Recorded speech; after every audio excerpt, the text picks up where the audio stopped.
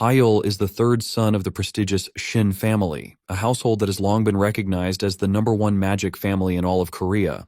Despite being born into such an influential lineage, he is considered the black sheep of the family because he cannot even perform basic magic and consistently ranks at the bottom of the academy. However, his life is destined to change when the creator of magic secretly chooses him as the vessel to inherit all of his magical powers. Although everyone around him, including his own parents and fellow students, treats him like a worthless loser, the real question is whether Hyul can prove himself worthy of the magic he got and eventually become the strongest mage in existence. But before that happens, the story begins a little earlier. 2 years before the present events, right before entering the prestigious Obelisk Academy of Magic, Hyul made a promise to his father. He vowed that he would achieve results worthy of carrying the Shin family name by graduating at the very top of the academy, becoming the greatest mage in the world, and one day leading the Shin family himself. His father encouraged him at the time, telling him that his innate talent far surpassed even that of his own brother and that nobody would be able to compete with him. He even said he looked forward to witnessing Hyul reach the very pinnacle of AI magic. However, things did not turn out the way anyone expected. In the present day, Hyul has become known as a complete loser who cannot even use basic magic properly. During class, the teacher announces that they will be having a practical examination, and the first one to appear in this exam is Baek-Sayuk. The teacher advises him to do as he usually does and don't get nervous. But upon hearing this, Baek-Sayuk mockingly tells everyone that there is no reason to be nervous after all the person who will finish last has already been decided. He openly insults Hyul, calling him useless trash who cannot even use basic AI magic and questioning how someone like him even managed to reach the second year. Despite hearing all the ridicule around him, Hyul remains calm and internally explains how magic works in the modern world. Although mages are still extremely rare and valuable, magic itself has evolved significantly thanks to artificial intelligence. Every modern mage now has AI chips implanted into their bodies, allowing them to cast spells effortlessly without needing long and complicated incantations. Unfortunately, Hyul is the only person in the entire world whose body is incompatible with this system, leaving him unable to benefit from the technology everyone else relies on. Once the practical exam officially begins, Beck effortlessly demonstrates his abilities. Using his fire magic, he quickly defeats the summoned monster well within the time limit and easily passes the test. Then Hyul's turn arrives, but things immediately go wrong. He spends far too much time trying to cast even a single spell, giving the monster an easy opportunity to overwhelm and defeat him. As a result, he fails the exam, causing the entire class to burst into laughter. Even so, Hyul does not seem completely discouraged. Instead, he quietly smiles to himself and thinks positively about the situation. Although he failed the examination, he notices that his incantation speed has improved considerably compared to before. It may not be enough to satisfy others, but to him, even small progress still matters. Later that day, while sitting alone in his room, Hyul begins reflecting on everything that happened after he was declared incompatible with AI magic. The moment that diagnosis was made, his father abandoned all expectations he once had for him. He even sent medicine designed to destroy the mana circle inside Hyul's heart, so he would completely give up on becoming a mage and instead focus on studying magic theory like an ordinary person. However, Hyul never intended to abandon his dream. That is precisely why he chose a completely different path. Since he could not use modern AI magic, he decided to dedicate himself to traditional magic instead, even though it has become outdated in today's world. The problem, however, is that old magic can only be learned through physical books. Looking around at the piles of books surrounding him, he sighs in frustration and jokes that life would be much easier if these ancient textbooks at least existed as ebooks because he is rapidly running out of space. At that moment, something catches his attention. In the corner of the room sits a mysterious magic book that he does not remember ever buying. The book looks extremely old, but at the same time, it appears expensive and unusually elegant. Curious, Hyul picks it up and opens it to see what is inside.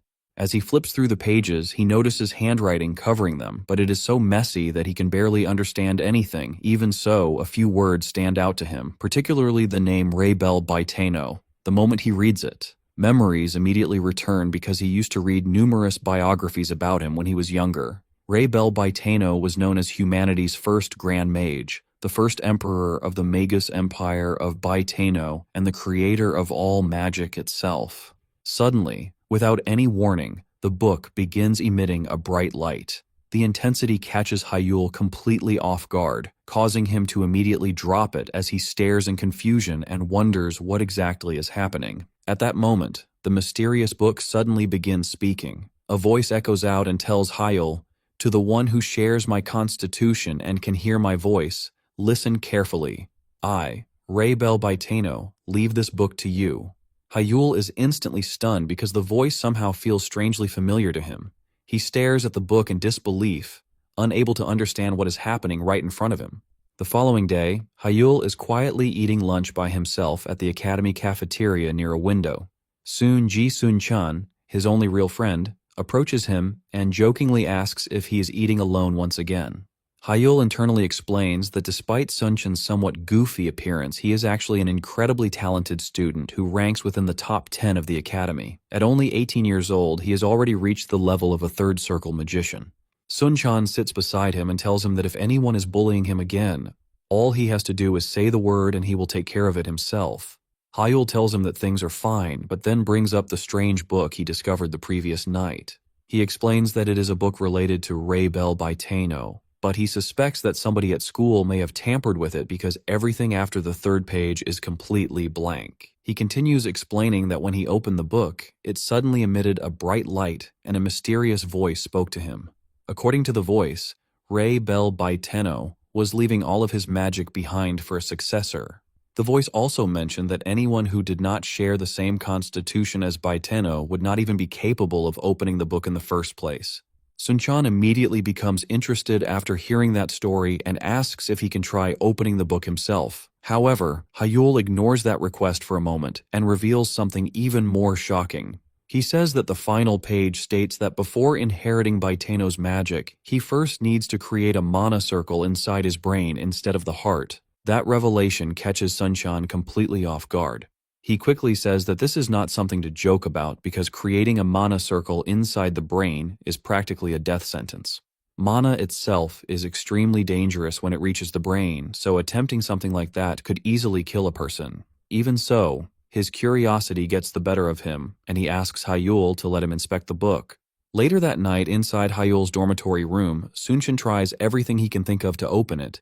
He uses physical strength and even attempts to force it open with magic, but nothing works. Eventually, he gives up and guesses that the book may be protected by some kind of magical seal.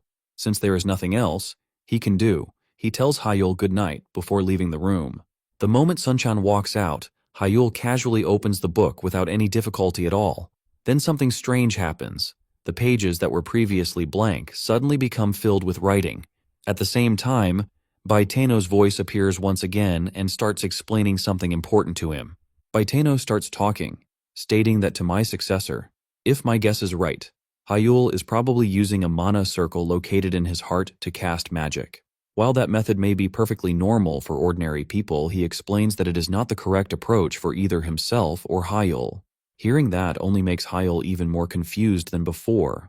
Baiteno then tells him that if he truly accepts his will and is prepared to become his disciple, there is something he must do first. He has to destroy the mana circle inside his heart and replace it by creating a new mana circle within his brain. Only after accomplishing that will he be able to open the book again and continue receiving his teachings.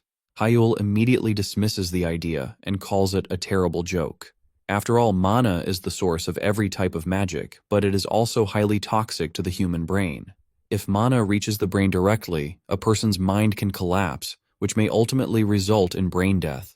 Knowing all of this, Hyul simply wraps himself inside his blanket and wonders who in their right mind would ever attempt something so insane. The next day, Hyul decides to visit one of his instructors and asks him to examine the mysterious book. He requests that the teacher try opening it and check whether it has been sealed using a magical spell. To avoid raising suspicion, he lies and says that strange rumors about the book have been spreading among students lately, so he wanted an expert opinion. His teacher tells him that focusing on meaningless rumors is not good for his studies, but he agrees to inspect it anyway since Hyul personally asked him. He first attempts to open the book himself, but fails. Then he uses magic to scan it and determine whether a spell has been placed on it. Surprisingly, he finds absolutely no traces of magic and simply tells Hyul to forget about the rumors and concentrate on his education instead. However, this outcome is exactly what Hyul was secretly hoping for. If even Sunchan, who possesses tremendous magical power and an academy instructor, cannot open the book, then perhaps there is a chance that everything it says is actually true. For the first time, he seriously begins considering the possibility that Raybel Baitano's book is real. That night, after spending a long time thinking about it, Hyul finally takes out the medicine his father previously sent him. The purpose of the medicine was to destroy the mana circle inside his heart, so he could abandon his dream of becoming a mage. But Hyul sees it differently. He tells himself that he is not afraid, and that he has no intention of giving up on magic. He knows that his life has already reached a dead end anyway. Because of that, he decides to gamble everything on this one opportunity. Holding the medicine in his hand, he accepts the possibility that he could die today, but even then, he chooses to take the risk and give Raybel Baitano's mysterious book a chance. As soon as Hyul takes the medicine, he suddenly feels an intense pain spreading through his chest. He immediately realizes that the mana circle connected to his heart is beginning to break apart. However, the moment he starts circulating mana through his brain instead, the unbearable pain gradually disappears. Shortly afterward, he loses consciousness entirely. While trapped in a dreamlike state, he begins to wonder if he has already died and questions whether this strange sensation is what death actually feels like. At that moment, countless whispers start echoing around him. Hyul soon realizes that these voices belong to mana itself. He can somehow sense that light and darkness, along with the sky and the earth, are all peacefully coexisting through mana. The voices continue growing louder as if they are singing, laughing, and celebrating his arrival. Rather than feeling afraid, it almost seems as though they are welcoming and blessing him. The next morning, Hyul suddenly wakes up and is immediately surprised that he is still alive. As he looks around, he notices that the mysterious book has already opened itself. The previously blank pages are now filled with writing, and the voice inside the book has become much clearer than before. Baitano then congratulates him for successfully taking the very first step and reveals that the name of the book he is holding is Idrid. Baitano continues speaking and tells Hyul that his true legend will begin through this book from now onward. He officially entrusts all of his magic to him and even refers to him as his disciple. Hearing those words causes Hyul to become overwhelmed with emotion. Tears begin flowing down his face because, for the first time in his life, he feels as though he has finally escaped the label of being a useless failure. A few days later, Hyul is sitting inside the classroom with a huge smile on his face because another new entry has appeared inside Idred. He quietly thinks to himself that he never imagined learning magic could actually be this enjoyable. He then explains that the book contains an enormous amount of knowledge and that he has learned something very important about mana itself. According to Idred, mana possesses a will of its own. For ordinary people, when mana enters the brain, the will of the brain and the will of mana collide against each other, ultimately destroying the brain. That is exactly why mana is considered toxic when it reaches that area. However, Hyul's body is different because the will of his brain naturally suppresses the will of mana instead of being overwhelmed by it. That unique trait also explains why he was naturally resistant to AI chips from the very beginning. Since AI magic directly interferes with brain functions, his body automatically rejected it. Just then, their teacher enters and announces a major change regarding the second-year midterm evaluations. Starting this year, any student who fails to meet the academy's standards and shows extremely low magical aptitude will be expelled from the school. While making the announcement, the teacher deliberately stares at Hyul in a threatening manner and reveals that this policy was personally proposed by the head of the Shin family. Immediately, the entire classroom erupts into silent laughter. His classmates mock him, saying that it is finally time to get rid of defective students once and for all. Even the teacher joins in and sarcastically comments that there appears to be a certain borderline student sitting in his class. Later that evening, Hyul heads into the city to find a training center where he can practice his newly acquired abilities. He intentionally avoids training at the academy because he wants to surprise everyone during the midterm evaluation. Once he arrives, he is immediately shocked after seeing that the facility costs 200,000 won per hour. Even though he comes from a wealthy family, the price still feels burdensome because his parents rarely give him money anymore due to their disappointment in him. After entering the building, he rents a room for an hour. While processing the request, one of the employees recognizes him as the third son of the Shin family, who is publicly labeled as incompatible with AI magic. The employee quietly comments that Hyul truly has terrible luck before directing him toward room 14. Upon entering the room, Hyul immediately activates the training simulator. Within moments, multiple dark aura wolves begin appearing around him. He knows these monsters may be low-ranking creatures, but fighting 10 of them at the same time is still a difficult task. He also remembers that the average academy completion time for this challenge is 12 minutes and 33 seconds, meaning he needs to surpass that if he wants to impress everyone during the midterm evaluation. Despite the challenge ahead, Hyul is overflowing with confidence because he has been practicing every day using the teachings recorded inside iDread. He believes this is the perfect opportunity to measure his current growth. As the wolves begin attacking, Hyul activates his newly created mana circle, known as the Infinity Circle. Instantly, he uses water magic to block their attacks with incredible ease. He stares in amazement at his own abilities because he can hardly believe this power belongs to him. Hyul then explains that while ordinary mages circulate mana only through the heart in order to use AI magic, he can now circulate mana throughout his entire body by utilizing his brain instead. Thanks to the Infinity Circle, all of his previously suppressed magical power has finally been released. As he begins combining his attacks with fire magic, Baiteno suddenly speaks up. He tells Hyul not to become overly impressed by something at this level because he still has a very long journey ahead of him. According to Baiteno, the Infinity Circle is merely the basic foundation of Baiteno-style magic. He then touches Hyul's head and explains that mastering this system is all about controlling magic through the images formed inside his mind. He also reveals that this is only the first book of Baiteno's magical teachings. Later, after finishing his training session, Hyul leaves the facility while the employee politely thanks him and asks him to visit again in the future. However, when the employee enters room 14 to clean up afterward, he notices the ranking board and is immediately left speechless. Hyul managed to complete the wolf challenge in just 6 minutes and 37 seconds. The employee cannot believe what he is seeing because someone labeled as incompatible with AI magic should never be capable of producing a result like that. In fact, the record is good enough to compete on an international level. Unable to accept it, he simply kicks the monitor in frustration and blames the machine itself, convincing himself that the equipment must be broken again. After some time, Hyul finds himself struggling to create the first magic circle, also called as Sime, described inside iDread.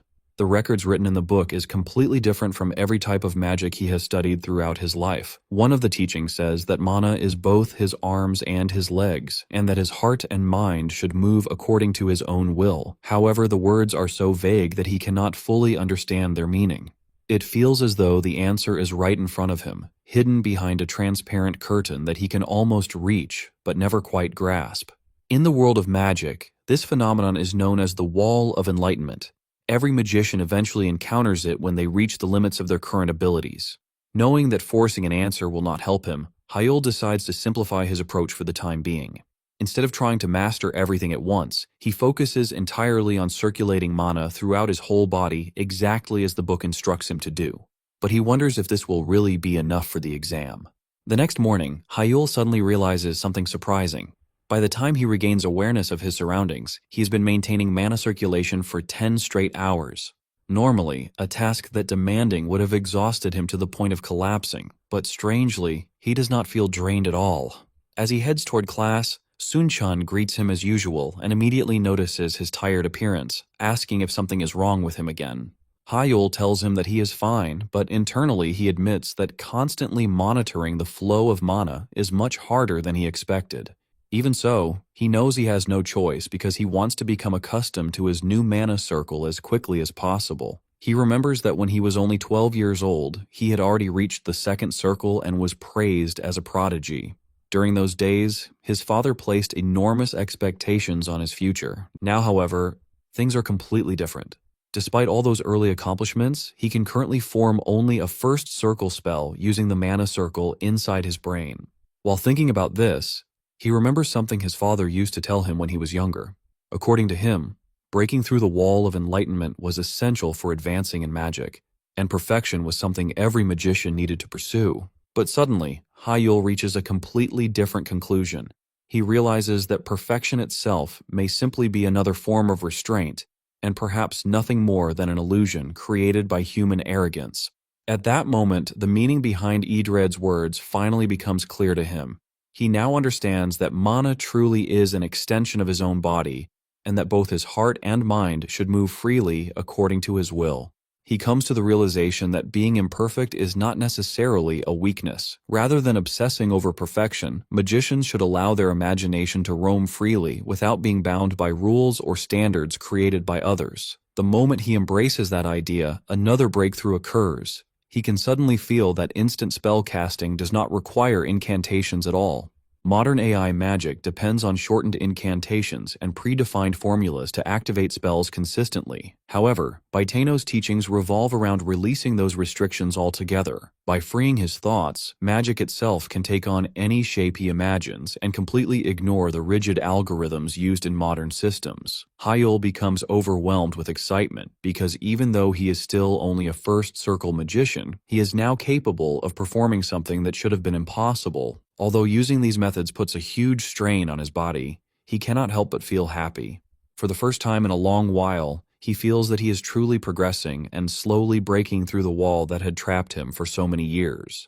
Every step forward makes him believe that he can finally reach heights he once thought were unattainable. The following day, while he is sitting in class, his teacher suddenly informs him that someone has come to see him and tells him to follow along. Hyul is then brought to a reception room where he discovers that the visitor is actually his father. After the teacher leaves, the two sit down together and his father immediately comments that he can see Hyul is still attending school, meaning he obviously has not taken the medicine that was sent to him. Hyul admits that he did not take it as intended, but he also explains that he has recently begun making progress with his magic. His father immediately dismisses the claim and questions why he is still stubbornly pursuing such a hopeless dream. He reminds Hyul that he has already wasted an entire year and says it is time for him to accept reality. His father goes on to explain that no matter how hard he works or what achievements he may gain in the future, he will never become a proper magician if he continues rejecting AI magic. However, he also says that Hyul possesses another talent. If he abandons these unrealistic ambitions and properly studies magic theory instead, even someone like him could still have a meaningful future. Hyul refuses without hesitation. He tells his father that he has no intention of giving up on magic because he does not want to live an ordinary life or spend the rest of his days relying on his family's reputation. With determination in his eyes, he declares that his true goal is to one day become a grand magician who will lead this year and also to become the next head of the Shin family. His father looks at him with disgust and says that dreams alone are not enough to achieve something so significant. But Hyul simply smirks in response and confidently says that he will prove himself. He then makes a bold proposal, declaring that he will place within the top 10 during the upcoming midterm evaluation.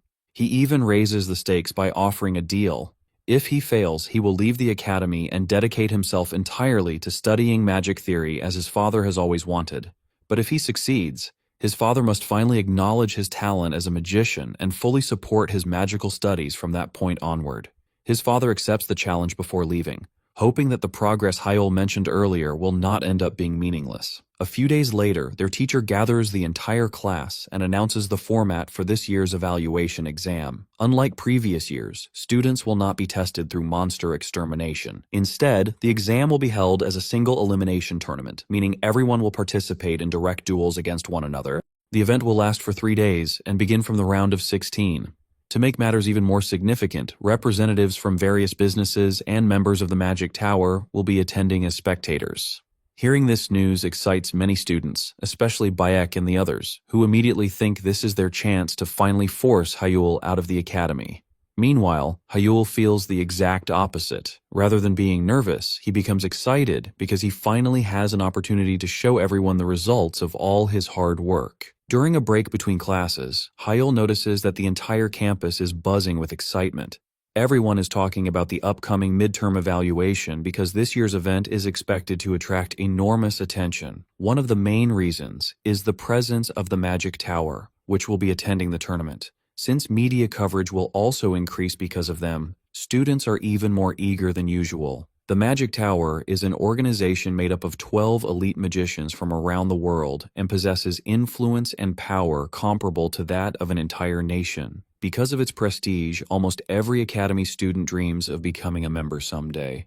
While the excitement continues around him, Baek Sayuk suddenly approaches and calls out to him in his usual insulting manner. Referring to Hyul as a defect once again, he mockingly asks how he is feeling.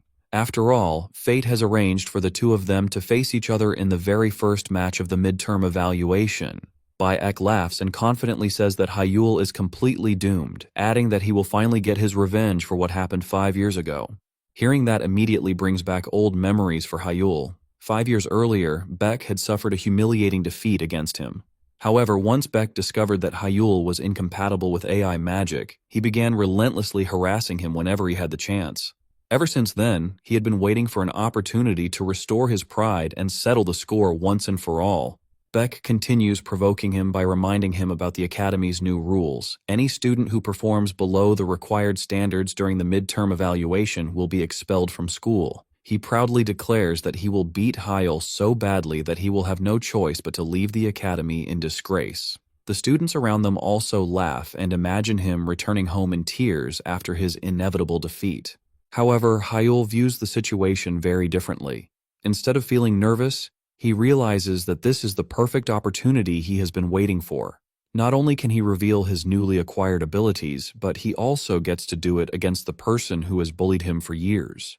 With a confident smile on his face, he fires back and says that perhaps Baek is the one who should be worried about that outcome instead.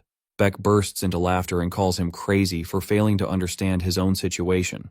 But Hyul immediately reminds him about their encounter 5 years ago. He points out that Baek was just as confident back then, yet he still ended up losing miserably. Then he sarcastically asks why he has failed to improve at all despite all these years passing by. Not stopping there, Hyul pours even more fuel onto the fire by mocking him directly. He asks whether Baek has remained obsessed with his old defeat all this time and even gives him the nickname Wimp Wizard Baek Sayuk. Those words instantly strike a nerve. Furious, Baek grabs Hyul by the collar, but Hyul calmly removes his hand without showing any fear. As he straightens his clothes, Hyul delivers another insult. He says that since Baek has been living at the bottom for so long, he probably would not understand something important. A person can only experience a fall if they were once standing at the top. Then, with complete confidence, he proudly declares that a genius will always remain a genius, clearly referring to himself, and promises that Baek will soon remember exactly why. After saying his piece, Hyul simply walks away. Meanwhile, Baek is left standing there completely furious. Grinding his teeth in anger, he vows that he will utterly destroy Hyul during the examination and burn away every ounce of his confidence. The following day, Hyul comes across an online news article about himself. The headline boldly reads, "The Magnificent Return of a Genius. Can the fallen prodigy of the Shin family rise again against all odds?" Instead of being surprised, Hyul laughs because everything is unfolding exactly as he planned. He knew Baek's family would eventually hire reporters to generate publicity, and he deliberately provoked him to make it happen. Just as expected, Baek fell directly into the trap. Knowing his personality, Hyul was certain he would react this way. Shortly afterward, his father calls him after seeing the article online. He immediately asks whether Hyul was responsible for arranging everything, and Hyul honestly admits that he was. He even explains that provoking Baek was a calculated move designed to attract public attention. His father lets out a sigh and says that when he accepted Hyul's earlier proposal, it was never because he trusted him. He only agreed because there was nothing for the Shin family to lose. However, this article has the potential to bring unnecessary shame upon the family, making his actions reckless and irresponsible. Hyul, however, calmly explains that most people already believe he was removed from the Shin family anyway. Even if he ends up embarrassing himself publicly, the impact on the family should remain relatively small. His father immediately disagrees and tells him that even a small impact is still an impact. No matter where he goes, the Shin family name will always follow him. Hyul says that he already understands that reality. Even so, he believes the potential rewards outweigh the risks. Curious about his confidence, his father asks what benefits the family could possibly gain if he succeeds. Hyul proudly answers that they would gain him, the world's greatest magician and the strongest head the Shin family has ever produced. Seeing how serious he is, his father reluctantly accepts his reasoning. However, he also gives him a final warning. If all this confidence ends up bringing disgrace to the family, then Hyul must be prepared to face the consequences afterward. Finally, the day of the midterm evaluation arrives. As Hyul enters the stadium, Bayek immediately approaches him once again and mockingly asks if he enjoyed the article that was published. He says he cannot stop imagining how ridiculous Hyul will look after losing without even managing to cast a single spell. Instead of getting upset, Hyul simply thanks him. He says that Beck played directly into his plans and then confidently promises that he will end the match quickly. To make things even worse for Beck, he boldly declares that he intends to defeat him using nothing more than a single first circle spell. Hyul's words immediately make Bayek furious, causing his blood to boil with anger. However, before either of them can continue arguing, the referee blows the whistle, officially signaling the start of the match. Without wasting any time, Bake launches his signature attack, a third circle explosion spell intending to finish the battle with a single strike. The explosion engulfs the battlefield, and the audience instantly erupts with cheers, already convinced that Bayek has secured an easy victory. Bayek himself smirks confidently and says that this is exactly what Hyul deserves for acting so arrogantly. However, everyone's excitement quickly turns into shock. As the smoke begins to clear, Hyul calmly walks out of the explosion completely unharmed without even a scratch on his body. The entire stadium falls silent for a moment, while Bayek stares at him in disbelief. Refusing to accept what he just witnessed, Bayek immediately launches the same attack again, this time multiplying its power by casting it 3 times in succession. Yet, Hyul effortlessly neutralizes every single explosion using nothing more than first circle water magic, leaving everyone stunned. Beck can hardly believe his eyes. His specialty, a powerful third circle spell, has just been stopped by an ordinary first circle spell. At the same time, inside the VIP room, Kim Kangjin, the master of the Blue Tower and an 8th circle mage, is equally surprised by what he is seeing. He comments that something about Hyul's magic is extremely unusual because even if the spell itself is only first circle magic, instant casting at that level should be impossible.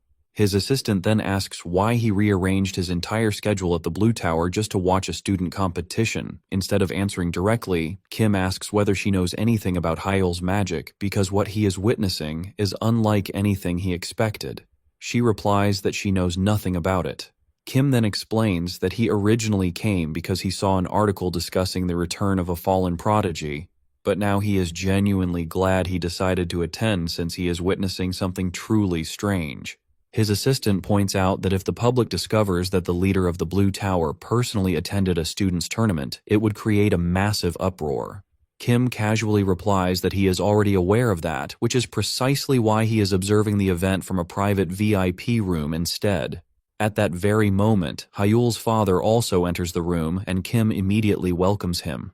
Back on the battlefield, Bayek is struggling to process everything happening before his eyes. Not only did Hyul counter his attacks with weaker magic, but his casting speed has also become unbelievably fast. Seeing the confusion on Bayek's face, Hyul sarcastically asks whether he is really that curious about his casting speed.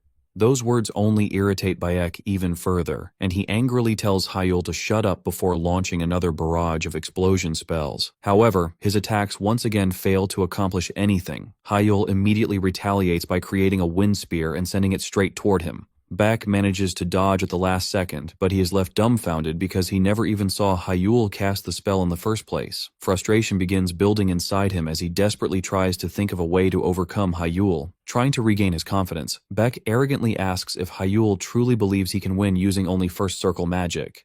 Hyul confidently answers that he can and immediately launches another wind spear. This time Beck blocks it with his magic barrier. Seeing that Hyul's attacks have not seriously injured him yet, Beck proudly begins insulting him again, saying that he should not get carried away simply because his casting speed improved a little. But before he can even finish his sentence, another wind spear suddenly appears and grazes his arm.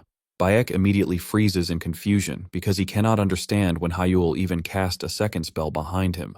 The unexpected attack surprises everyone watching the battle, including Kim Kangjin himself. Even an 8th circle mage like him is left wondering how Hyul managed to pull it off because the speed at which he cast it should have been impossible.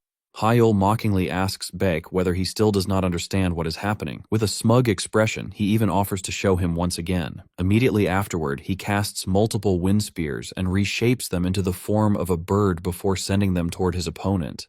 The sight alone terrifies Baek, who cannot believe what he is seeing. In complete disbelief, he questions whether that is even a wind spear anymore, because a normal wind spear should never possess a double-shot property. Hyul calmly agrees with him and says that he is absolutely right, but that does not stop him from doing it anyway. Then he boldly challenges Baek to try blocking the attack this time. Without hesitation, Baek quickly activates his magic barrier, believing he will be safe because the attack is still only a first circle spell. However, just when he thinks he has successfully defended himself, one of the wind spears suddenly strikes him from behind. Groaning in pain, Baek cannot comprehend what just happened. He wonders how one of the attacks managed to approach him from a curved trajectory, because that should have been impossible. Realizing that staying within Hyul's range is extremely dangerous, he immediately retreats and creates as much distance as possible. He reasons that magic should have limitations in both range and power, so if he moves far enough away, Hyul's unpredictable attacks should no longer be able to reach him. Hyul notices his decision and even compliments him for it. However, he immediately reveals another surprise. This time he combines all 4 wind spears into a single attack, creating a much larger spear with greater attack power and a significantly longer range. Without giving Baek any time to react, Hyul instantly launches the newly formed spell toward him. Baek is completely dumbfounded at this point. Nothing he is witnessing follows the rules of AI magic anymore. At the same time, inside the VIP room, Kim Kangjin is equally amazed by what he is seeing. He comments that not only can Hyul cast spells instantly, but he is also capable of changing their trajectories and merging them together in mid-air according to his own will. Kim is genuinely shocked because he has never seen magic being used this way before. Meanwhile, Hyul's father, Shin In-hyuk, the head of the prestigious Shin family and an 8th circle magician himself, remains expressionless and pretends not to be impressed. Kim's assistant then explains why Hyul's abilities are so unusual. She says that his magic completely ignores the established rules of open-source magic. Open-source magic is a system used around the world that records and shares information about every spell, including its attack power, range, and limitations. For example, a spell like Windcutter has a maximum range of 38 meters and can only alter its trajectory once. Since those limitations are universally accepted, the way Hyul is using his magic goes far beyond those boundaries. In simple terms, open-source magic only functions within its predefined effects. That is also why modern mage battles resemble strategic mind games rather than straightforward fights. Since everyone knows the capabilities and limitations of each spell, victory usually depends on predicting an opponent's next move and reacting accordingly. However, Hyul's magic completely breaks those expectations, making him impossible to read. Back in the arena, Baek is now on the ground, unable to believe that he is struggling against first circle spells. Hyul slowly approaches him and points out that he has been underestimating first circle magic far too much. He explains that exhausting oneself by repeatedly using powerful third circle spells is meaningless if they cannot be used properly. Sometimes all it takes to kill someone is something as simple as a single pen. Hyul then casts first circle water magic and says that the same principle applies to magic as well. A massive and complicated spell is not always necessary to defeat an opponent. To demonstrate his point, he begins drowning Baek with water magic. As Baek desperately gasps for air, Hyul reminds him that the academy uniforms are protected by safety barrier spells, yet even those protections are not helping him right now. Through this, Hyul successfully proves that neither weak spells nor weak opponents should ever be underestimated. Shortly afterward, the instructor officially ends the match and announces Hyul as the winner. Hearing those words fills Hyul with a sense of nostalgia because it truly feels like he has finally returned as a mage once again. At the same time, Kim Kangjin becomes even more excited after witnessing the entire battle. He says that the prodigy has finally returned and that he is eager to learn more about him. As Hyul leaves the arena, Sun-chan immediately rushes over to congratulate him. He excitedly tells him that his performance was incredible and that it is hard to believe he is the same person everyone used to call a loser. Unable to contain his curiosity, Sun-chan hugs him and asks what kind of secret training he has been doing behind the scenes because his magic has become unbelievable. Hyul then asks whether he truly wants to know. Sun-chan eagerly leans closer and says, "Of course," but with a mischievous smile on his face, Hyul simply replies that it is a secret. After the match, Ji excitedly hugs Hyul and immediately shows him an interview clip that has already gone viral online. Since he had been curious about Hyul's magic all this time, he figures this is the perfect opportunity to learn more. In the interview, several reporters surround Hyul and begin asking questions about the instant casting magic he demonstrated earlier. They specifically ask how he managed to alter the trajectory of his wind spears and even combine them together when such a feat is considered impossible according to modern magical principles. Hyul does not want to reveal his secret so soon, but fortunately for him, someone suddenly steps in to help. To everyone's surprise, Kim Kangjin, the Lord of the Blue Tower, appears before the reporters and offers to answer the questions on Hyul's behalf. Both Hyul and the reporters are shocked to see someone of his status personally attending the event. Kim then tells Hyul that he watched the entire match with great interest before turning his attention toward the reporters. Kim explains that he believes Hyul used a fourth circle spell known as Memorize. According to him, this spell allows a magician to prepare spells beforehand and cast them instantly whenever necessary. The reporters become even more curious and ask why such an incredible spell is not commonly used everywhere. Kim then explains that Memorize has a major drawback because it can only store spells that are 3 circles lower than the caster's current level. Hearing that immediately creates another wave of excitement among the reporters. They quickly conclude that Hyul must already possess the abilities of a fourth circle mage at such a young age. Hyul remains awkwardly silent because he does not want to lie, but before he has to answer, Kim confidently confirms it for everyone. The reporters immediately begin taking photos, realizing that this is a huge story because reaching the fourth circle at his age is comparable to the achievements of future Tower Lords, and since the Blue Tower Lord has confirmed it, there is no doubt that Hyul has reached fourth circle. Later on, Ji and Hyul watch the interview together. Ji directly asks him whether everything Kim said is actually true, but before Hyul could answer, Ji asks another question saying that he is still confused about one thing. He asks how Hyul managed to explain the way he ignored the rules of open source magic. Hyul simply tells him to continue watching because the answer will appear later in the interview. As they continue watching, the reporters eventually ask Kim about that exact topic. Surprisingly, even Kim admits that he cannot fully explain it himself.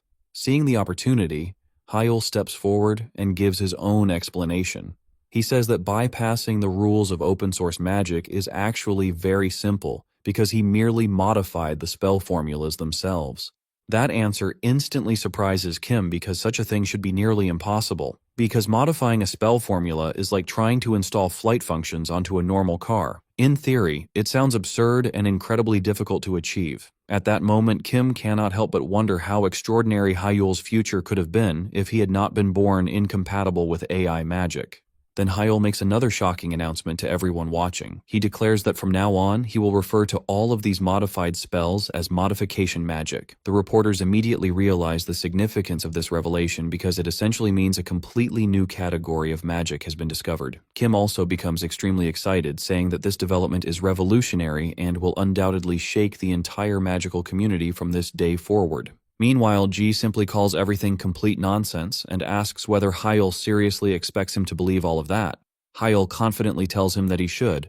Although Ji is still suspicious and knows there is probably more to the story, he decides to accept it for now and congratulates him on his victory. Shortly afterward, Ji says he will return to the dormitory because he needs to prepare himself for tomorrow's difficult match since he will be facing a tough opponent. Hyul becomes curious and asks who this tough opponent could possibly be. The following day, he gets his answer inside the arena. Ji is struggling tremendously against a girl named Adela Starrett, a prodigy born from the Starrett family of France and the House of Mystics in Korea. Hyul explains that her magic is extremely unique because she possesses a secret attribute known as moon element magic.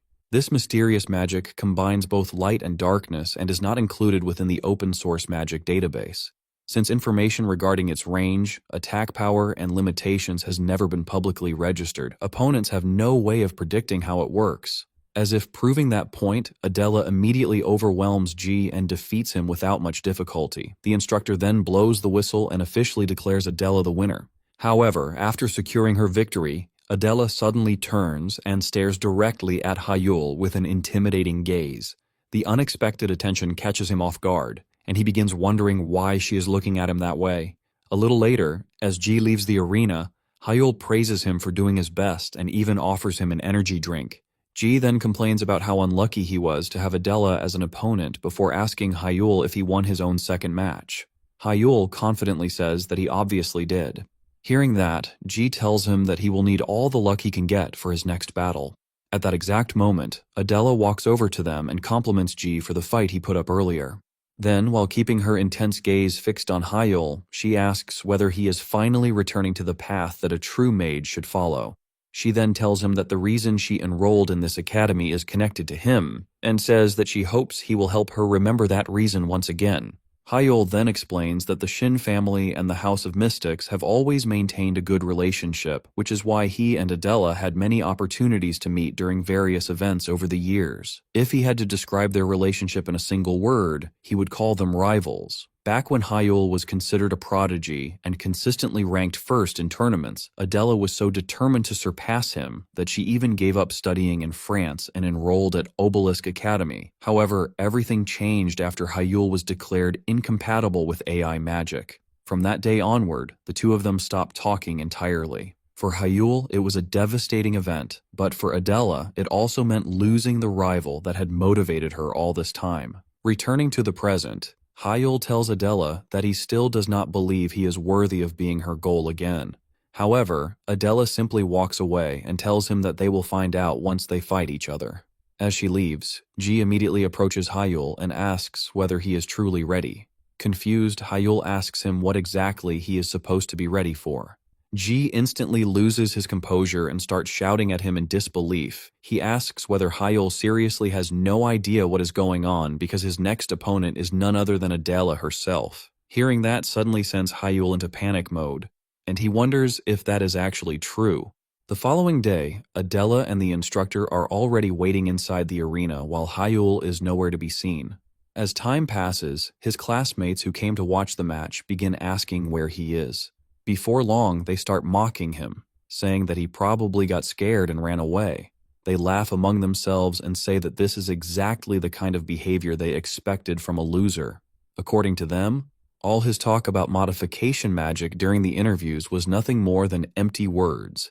Eventually, the instructor announces that time is up and says that according to Academy rules, Adela will win the match by default. However, just before everything is finalized, Hyul suddenly rushes into the arena and shouts for the instructor to wait. Breathing heavily, he apologizes for being late. The instructor is clearly irritated and asks what took him so long to arrive, but he decides to hear the explanation later. As a penalty, he informs Hyul that he will not be given any extra time to recover before the match begins. As both of them take their positions, Adela immediately asks him why he was late. Hyul casually answers that it was nothing serious and says that he was simply making some preparations. Then he confidently reveals his infinity magic circle and explains that since Adela is a powerful opponent, he needed to prepare properly if he wanted to defeat her. Adela does not entirely believe him, since it was just one day, but she can clearly tell that something about him feels different compared to the previous day.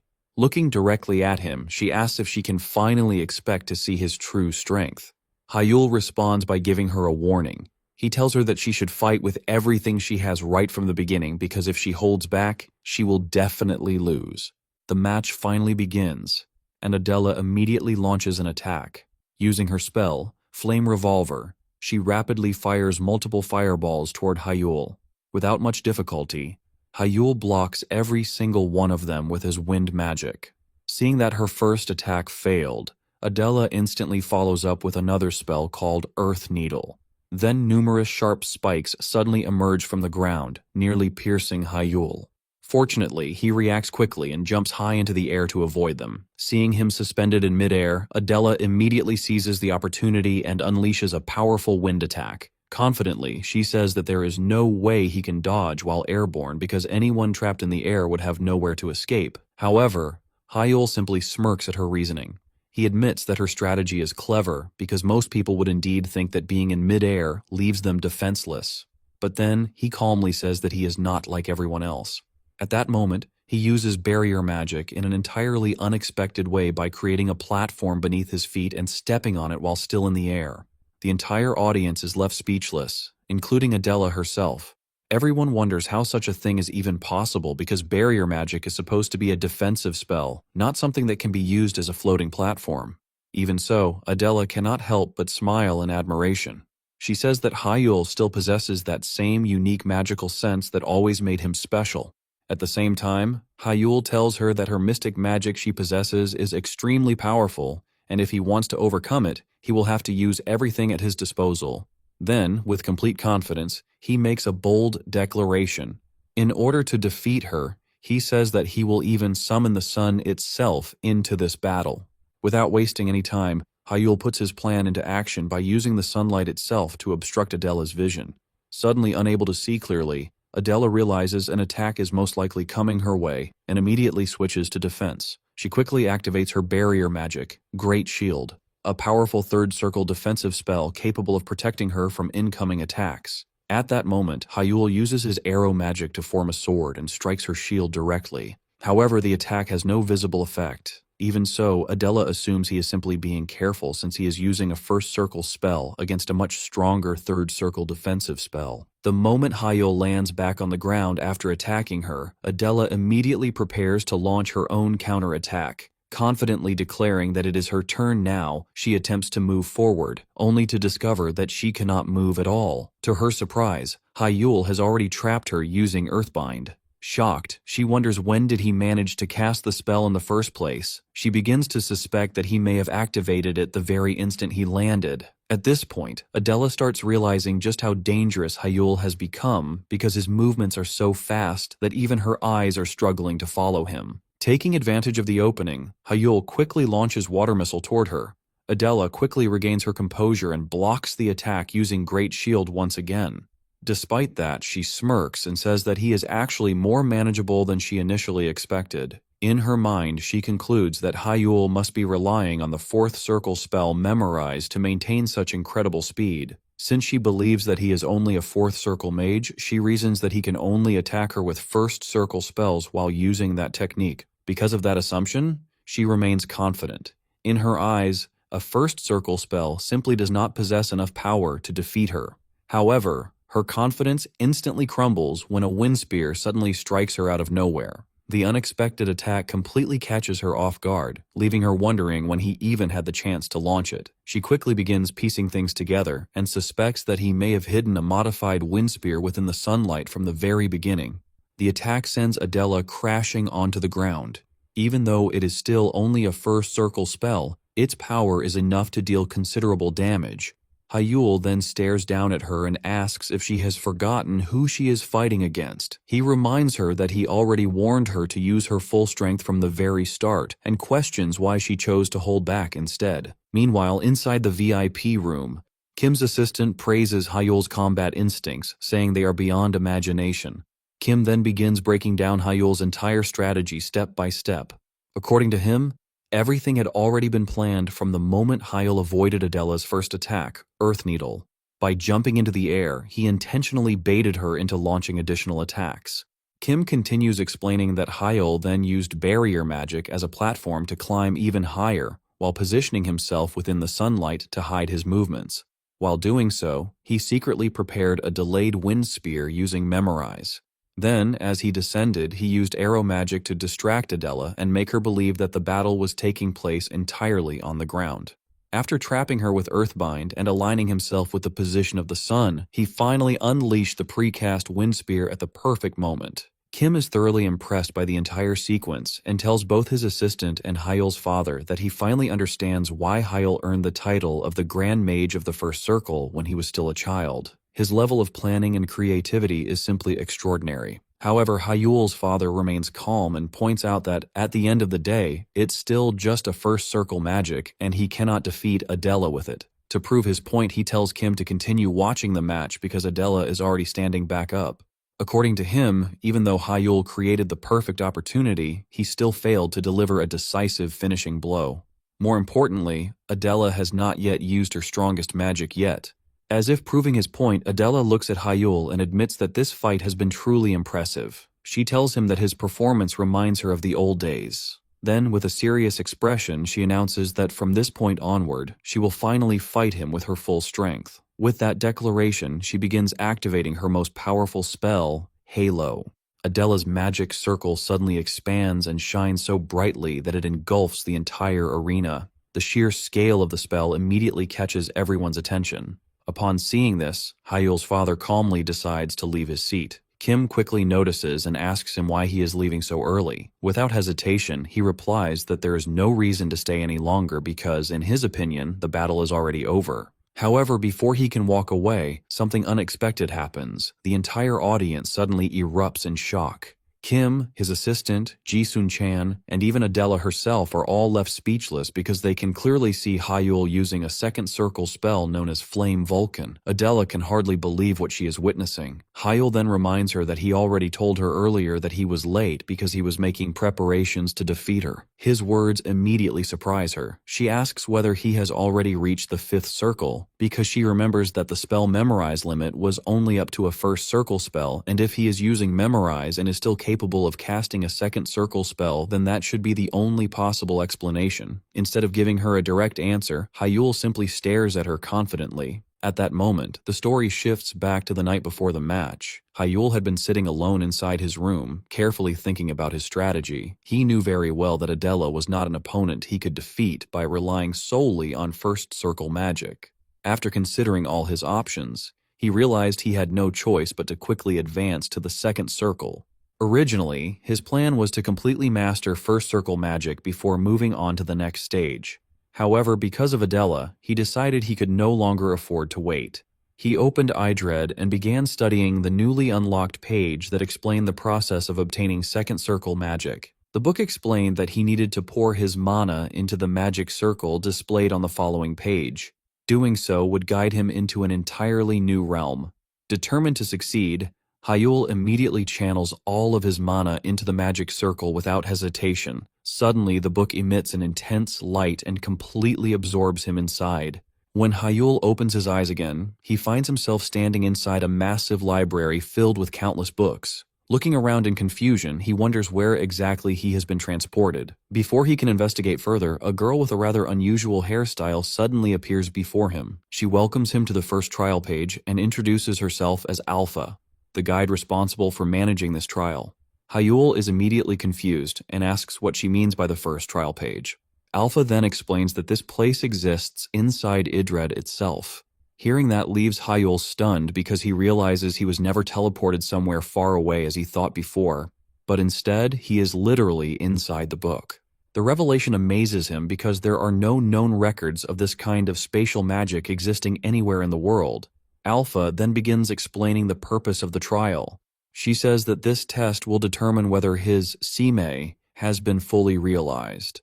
The instructions will be given once the trial officially begins, and if he succeeds, pages 18 through 31 will be updated with the information necessary to achieve second circle magic.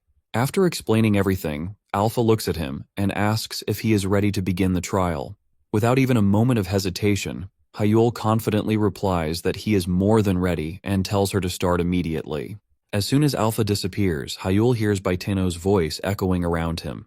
Baiteno begins explaining the details of the trial and summons a small crystal before him. He tells Hyul that the crystal is called Elemental Mana Light, an incomplete gem containing 4 different mana attributes mixed together in an unstable manner. Hyul's task is to completely purify it. Hearing this immediately makes him nervous because he knows how dangerous and delicate this crystal is. Even the slightest mistake while controlling mana could cause it to explode. In his mind, the challenge feels almost impossible, like trying to perfectly separate sugar, salt, and pepper after they have all been mixed together. He quickly realizes that only someone who has completely mastered Heart's intent would be capable of accomplishing something like this. Despite understanding the difficulty of the challenge, Hyul gradually becomes excited instead of discouraged. Seeing it as an opportunity to improve, he immediately begins the purification process. However, he loses concentration almost instantly, causing the crystal to release a violent shockwave that blasts him backward into a corner. He quickly understands the danger of the task. Even the smallest fluctuation in his mana control will trigger another shockwave that could seriously injure him. Nevertheless, Hyul refuses to give up. Determined to succeed, he tells himself that he will continue trying no matter how many attempts it takes. From that moment onward, he repeatedly challenges the trial. Every time his focus slips for even a brief moment, he is forced to start from the beginning again.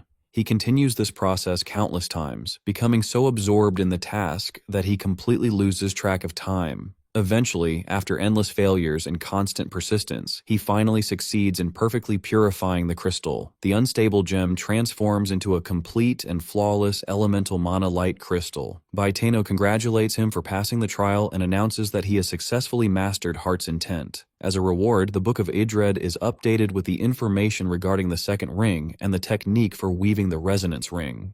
A moment later, Hyul returns to reality and finds himself back inside his own room.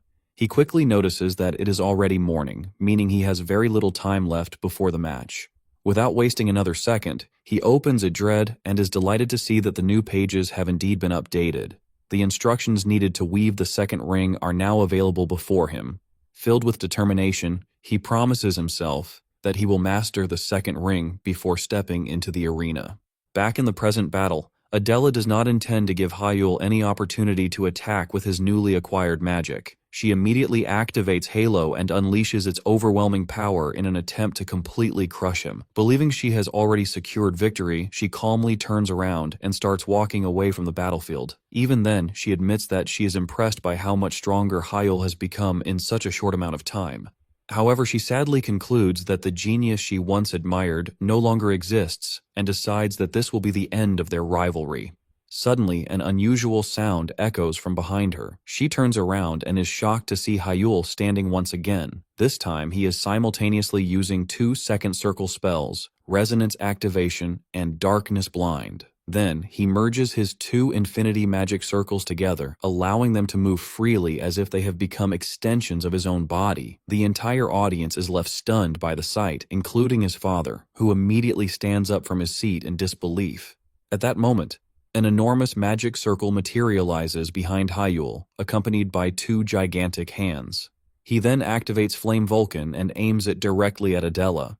She becomes confused because it appears to be a defensive spell. However, Hyul immediately activates Resonance version 1 and transforms Flame Vulcan into a massive Gatling gun. Without hesitation, he begins firing countless attacks toward Adela. She desperately attempts to defend herself, but even she realizes that resisting is pointless. Despite being overwhelmed, she smiles happily because she finally feels that Hyul has returned to being the rival she once admired. She accepts Hyul's attack head-on, and when the barrage finally ends, she collapses onto the ground. The instructor immediately announces that the match is over and declares Hyul the winner. The entire stadium erupts into cheers as everyone celebrates his victory. Meanwhile, Hyul's father quietly gets up and begins to leave. Kim notices this and asks whether he is leaving already. With a small smile, Hyul's father says that he has other appointments to attend to. Kim simply smiles back, pointing out that he is actually a terrible liar because it is obvious from his expression that he is genuinely happy. After leaving the arena, Hyul finally sits down to rest while countless spectators continue staring at him in amazement.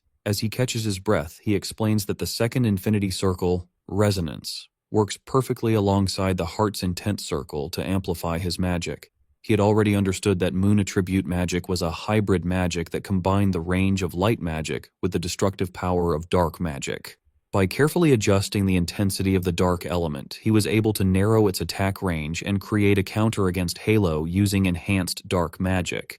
Since moon magic is a secret art exclusive to the House of Mystics, it is not something ordinary people can easily replicate. However, by carefully observing its structure, Hyul managed to perform extremely precise mana manipulation. Thanks to the resonance circle, he gained an unusual level of insight that allowed him to analyze moon magic itself, while the elemental mana light trial greatly refined his mana control abilities. He understands that without any one of these factors, defeating Adela would have been impossible. Just then, Kim approaches him and says that he has come to discuss something important with him. Kim then invites Hyul to his private VIP room. Once they are seated, Kim apologizes for taking up his time, saying that he understands Hyul must be exhausted after such an intense battle. However, he also compliments him, telling him that he thoroughly enjoyed watching the match and thought it was an outstanding performance.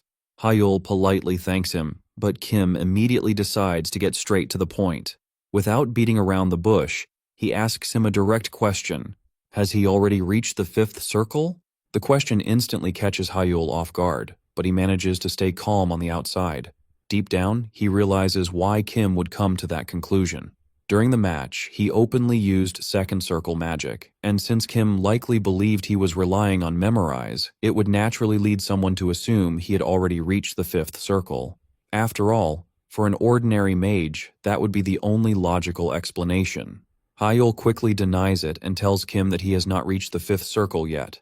Kim immediately smiles and asks another question. If that is true, then how is he able to use second circle magic? Hyul tries to come up with an excuse and jokingly asks whether Kim would believe him if he said he used vision magic. Surprisingly, Kim says yes and asks if it was either transformation magic or his modification magic. Hyul awkwardly agrees and decides to go along with that explanation, even though he knows it is completely false. At the same time, Hyul thinks to himself that even reaching the fifth circle at 18 years old would already be unbelievable to the entire world. If people found out the truth now, it would create an enormous uproar, especially once he starts using even higher level magic in the future. He knows that revealing everything too early would only create unnecessary problems for him, so he decides that keeping it hidden is the safest option. Even so, Kim still seems slightly suspicious. He admits that the vision magic Hyul displayed was incredible, but he still does not understand how it explains the use of second circle magic.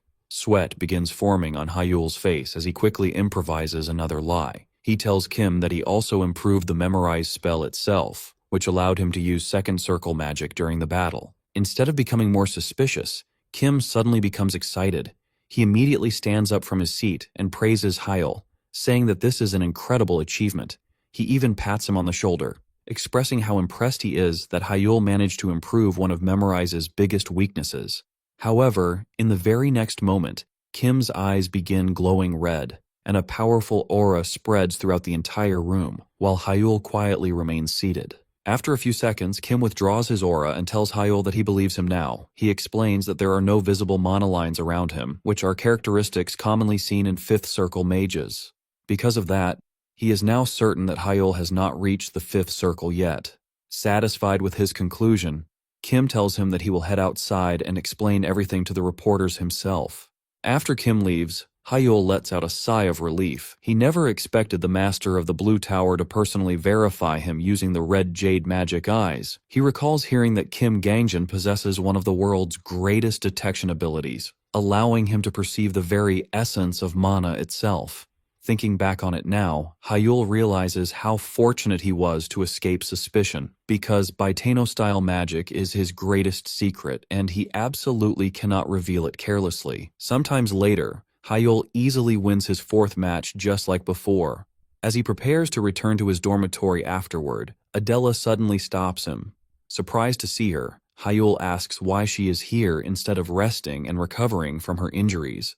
Adela calmly replies that she is already feeling fine and politely asks if she could receive some feedback regarding their previous battle. But she also mentions that since the final match is near, they could postpone it if he is too tired. However, Hyul immediately says they should do it now, because discussing the match would also benefit him. He then tells her to follow him to the waiting room. As Adela walks behind him, she cannot hide her excitement. Her eyes sparkle with curiosity as she thinks about how much she can still learn from him, especially regarding strategy and the way he uses magic. She even wonders if one day she will be able to become as strong as he is. Meanwhile, Hyul suddenly feels an intense gaze from behind him. He quietly thinks to himself that he can practically feel the overwhelming heat coming from Adela, especially since she seems to be strangely staring at his ass. Meanwhile, at the headquarters of the Shin Group, Hyul's recent matches are being displayed on a massive television screen. Watching the footage, his older sister, Shin Seiya, cannot hide her frustration. She had believed everything was settled the moment Hyul was declared incompatible with AI magic, yet now he is once again drawing attention from the entire magic community. Worried, she turns toward her older brother, Shin Jihan, and asks whether they are really going to ignore the situation. More specifically, she fears the possibility that their father might decide to bring Hyul back into the family. Seiya reminds Jihan of what happened a year ago and says that he, of all people, should understand why she is worried. Back then, Hyul's talent overshadowed everyone around him, and the pressure it created within the family was overwhelming. She admits that she does not want to experience that kind of situation again. However, Jihan remains completely calm. He tells her not to worry because the Hyul of today is nothing like the prodigy he once was. In his eyes, Hyul is simply someone relying on second circle magic and clever tricks to stay relevant. Trying to reassure her further, Jihan points out that all of Hyul's opponents so far have only been around the third circle level. According to him, if Hyul were forced to face true fourth circle magicians, the outcome would be completely different. He explains that Hyul's greatest weakness still remains his incompatibility with AI magic. While his unusual techniques and forbidden-style magic may help him compensate for that flaw to some extent, Jihan insists that Hyul is still far below the standard of a proper fourth-circle mage. No matter how impressive his victories appear, his overall level is still lacking. Hearing this, Seiya finally starts to relax. She admits that she had reached a similar conclusion herself. In her opinion, no matter how hard Hyul struggles, he is still only crawling forward, while everyone else continues advancing. An AI-incompatible loser like Hyul will always remain limited by that flaw. Jihan nods in agreement, and adds that even if Hyul somehow becomes a threat to the future head of the family, they can simply deal with the problem when the time comes. To emphasize his point, he casually crushes the cup in his hand using his power, demonstrating just how confident he is. Later that evening, the final match of the tournament comes to an end. Hyul secures yet another victory, and the instructor proudly announces him as the champion of the second-year midterm examination. The entire arena erupts into cheers as countless spectators celebrate his triumph. Many of them shout that the prodigy has finally returned, while others praise him as a true member of the Shin family. Some even go as far as saying that his newly discovered forbidden magic surpasses the capabilities of AI magic itself, admitting that Hyul is truly a genius of their generation. Standing before the roaring crowd, Hyul simply waves with a smile.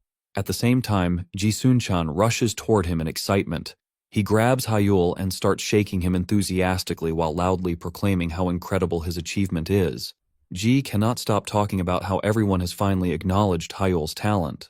Hyul tries to calm him down, but Ji is far too excited to listen. Not everyone shares that excitement, however. Several classmates watch from the side with expressions filled with jealousy and frustration. Some claim that Hyul only won because he got lucky, while others insist that he would be nothing without his strange forbidden magic. Despite their complaints, even their homeroom teacher approaches Hyul with a smile and congratulates him. He admits that he never imagined the student who once ranked at the very bottom of the academy would one day stand at the very top. Seeing how proud their teacher looks, Ji immediately takes advantage of the situation. He jokingly asks whether the teacher plans to treat the entire class to celebrate Hyul's victory. To everyone's surprise, the teacher says he was already planning to do exactly that. The moment those words leave his mouth, the class erupts into excitement and cheers. Unfortunately, Hyul apologizes and says he will not be able to attend. Although he would love to join the celebration, he has an important appointment that he cannot miss. Ji becomes visibly disappointed and complains that a party is meaningless without the guest of honor. Even so, Hyul apologizes once again and explains that he has a very important promise to keep. Without wasting any more time, Hyul leaves the arena and heads outside. Waiting for him there is the Shin family's butler, who greets him respectfully and informs him that the head of the family is waiting. The butler then escorts him toward the main residence of the Shin family. As they arrive, Hyul cannot help but admire the enormous mansion standing before him, because it's been a long time for him seeing his home. While looking at the familiar estate, Hyul reflects on everything that has happened over the past year. Ever since he was declared incompatible with AI magic, he had effectively been cast aside by the family. After clashing with his father and moving into the academy dormitories, he had not been allowed to set foot inside the family home.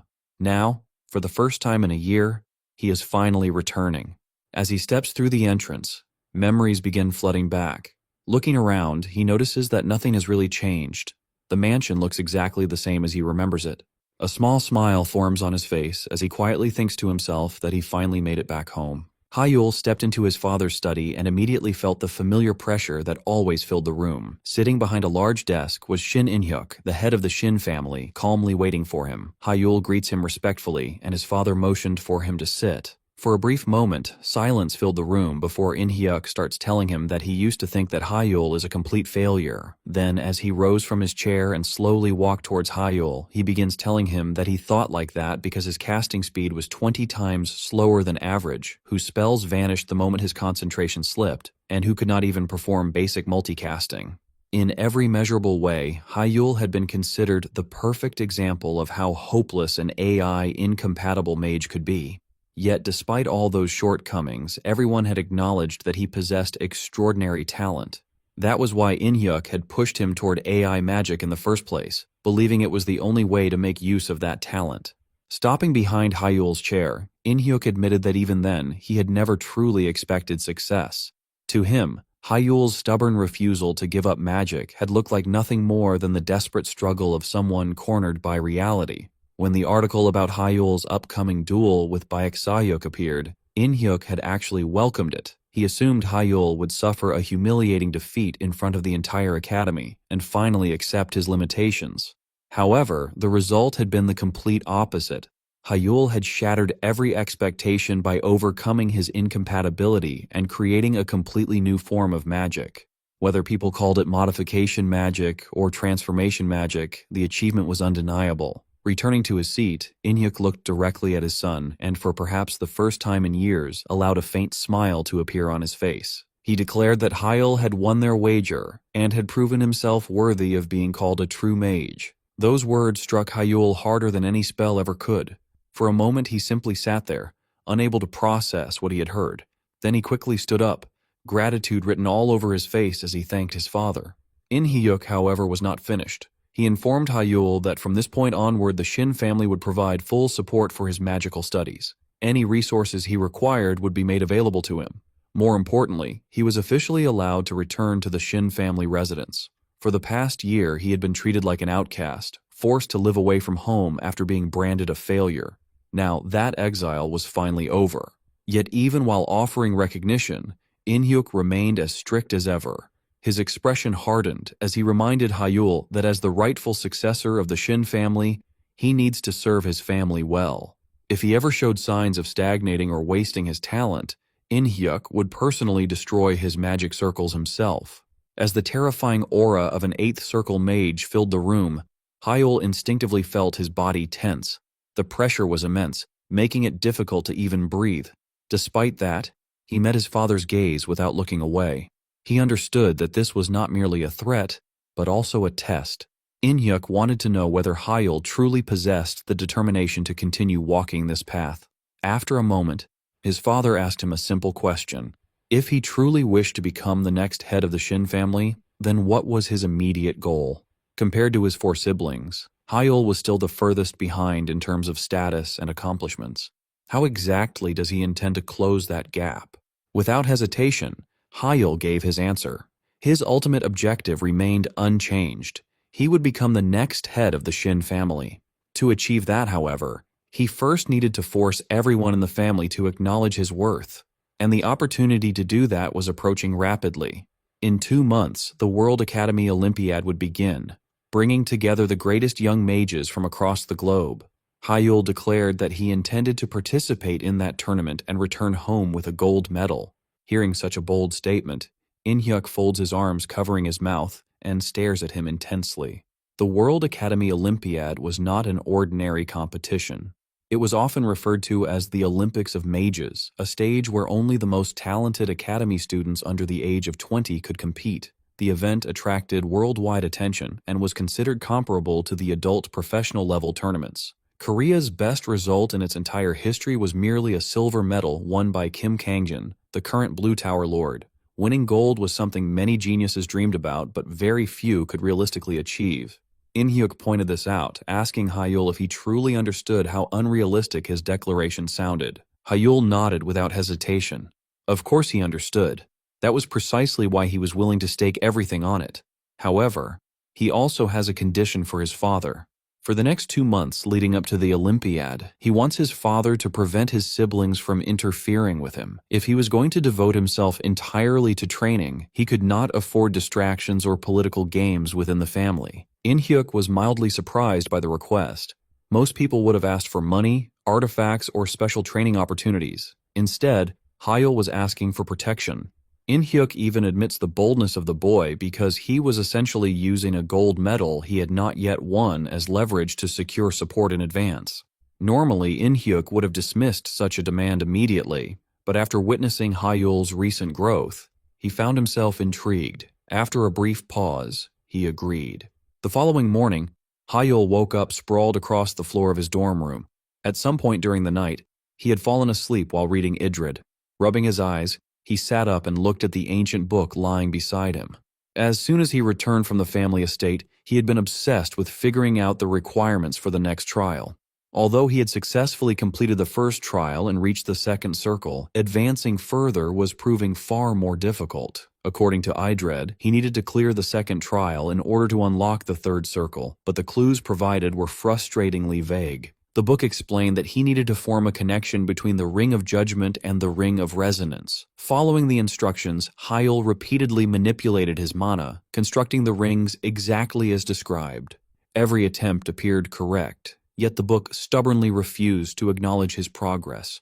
No matter how many times he tried, something was missing. The more he thought about it, the more irritated he became.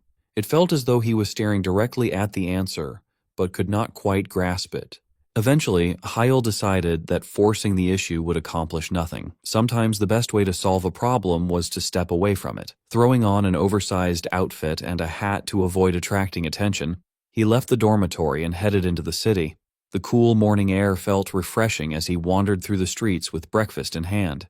Taking a bite while walking, he tried to clear his thoughts and focus on the concept of resonance. If he wants to pass the next trial, he would need to understand the deeper meaning behind the technique rather than simply follow the instructions written in the book. And so, with no destination in mind, Hyul continued walking through the city, determined to uncover the secret hidden within the realm of resonance.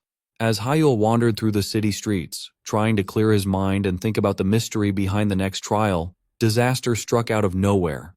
A plastic shopping bag suddenly flew through the air and smacked him directly in the face. Completely caught off guard, he stumbled backward and crashed onto the ground. Rubbing his sore nose, he complained about his terrible luck, only to hear hurried footsteps approaching. A familiar girl quickly stopped in front of him and asked if he was all right. To his surprise, the culprit turned out to be Adela. After making sure he wasn't injured, Adela repeatedly apologized for what happened. Curious, Hyul asked how a plastic bag could possibly fly hard enough to knock someone down. Embarrassed, Adela explained that she had been happily spinning around because she had just bought her favorite drink, banana milk. Unfortunately, while she was celebrating, the bag slipped out of her hand and became an airborne weapon. She apologizes once again, but Hyul couldn't help but laugh at the ridiculous explanation. He told her not to worry since the accident had at least earned him a free banana milk. As they began walking together, he noticed that she was carrying an entire collection of banana milk bottles and asked if she still drank only that. Adela proudly declared that banana milk was humanity's greatest invention and therefore deserved her unwavering loyalty. Looking at the absurd amount she had purchased, Hyul thought to himself that her obsession was somehow even stronger than before. The two of them continued walking through the city while sipping their drinks. During their conversation, Adela mentioned hearing rumors that Hyul had finally returned home. He nodded and explained that it was true. He had officially returned to the Shin family's Magic Tower residence the previous day. Since the Shin family also controlled one of the Magic Tower, so both places were essentially his home and the Magic Tower as well. Adela smiled and told him that she was genuinely happy for him. After everything he had gone through, she felt he deserved to return. She then asked whether his childhood dream of becoming the head of the Magic Tower was still the same. Hyul looked surprised that she even remembered such an old conversation. Adela reminded him that he used to talk about it constantly when they were children. However, Hyul shook his head saying that his dream had changed. Hearing this really surprises Adela, but she understands saying that Hyul had no choice but to compromise with his dream. After all, he has many prominent siblings and competing to be the head won't be easy. However, Hyul tells her that she is thinking is wrong because becoming the head of a single magic tower was no longer enough for him. Looking toward the sky, he declared that his goal now was to master all forms of magic and stand at the very pinnacle of every mage and every magic tower in the world. The sheer scale of that ambition stunned Adela. Coincidentally, it was a dream very similar to her own. Still, she kept that thought to herself and simply smiled. As his rival, She found his determination inspiring. If anything, it made her even more motivated to continue chasing after him. Later at night, far away at the Shin family headquarters, the atmosphere was much less pleasant. Shin Se-ah was pacing angrily as she slams on the table. She asks her brother if he isn't worried at all. With a nonchalant look, he tells her that their father must have had his reason, but he truly couldn't believe that their father would set such conditions. Earlier that night, both siblings had been summoned and given a direct command by Shin In-hyuk himself. For the next 2 months, neither of them was allowed to interfere with Hayeol in any way. Se-ah nearly exploded in protest, but Jihan stopped her before she could openly challenge their father. Jihan then calmly asked for an explanation. In-hyuk simply tells them that Hayeol had spent an entire year separated from the family. Since he had only recently returned, he deserved time to readjust without being dragged into internal conflicts.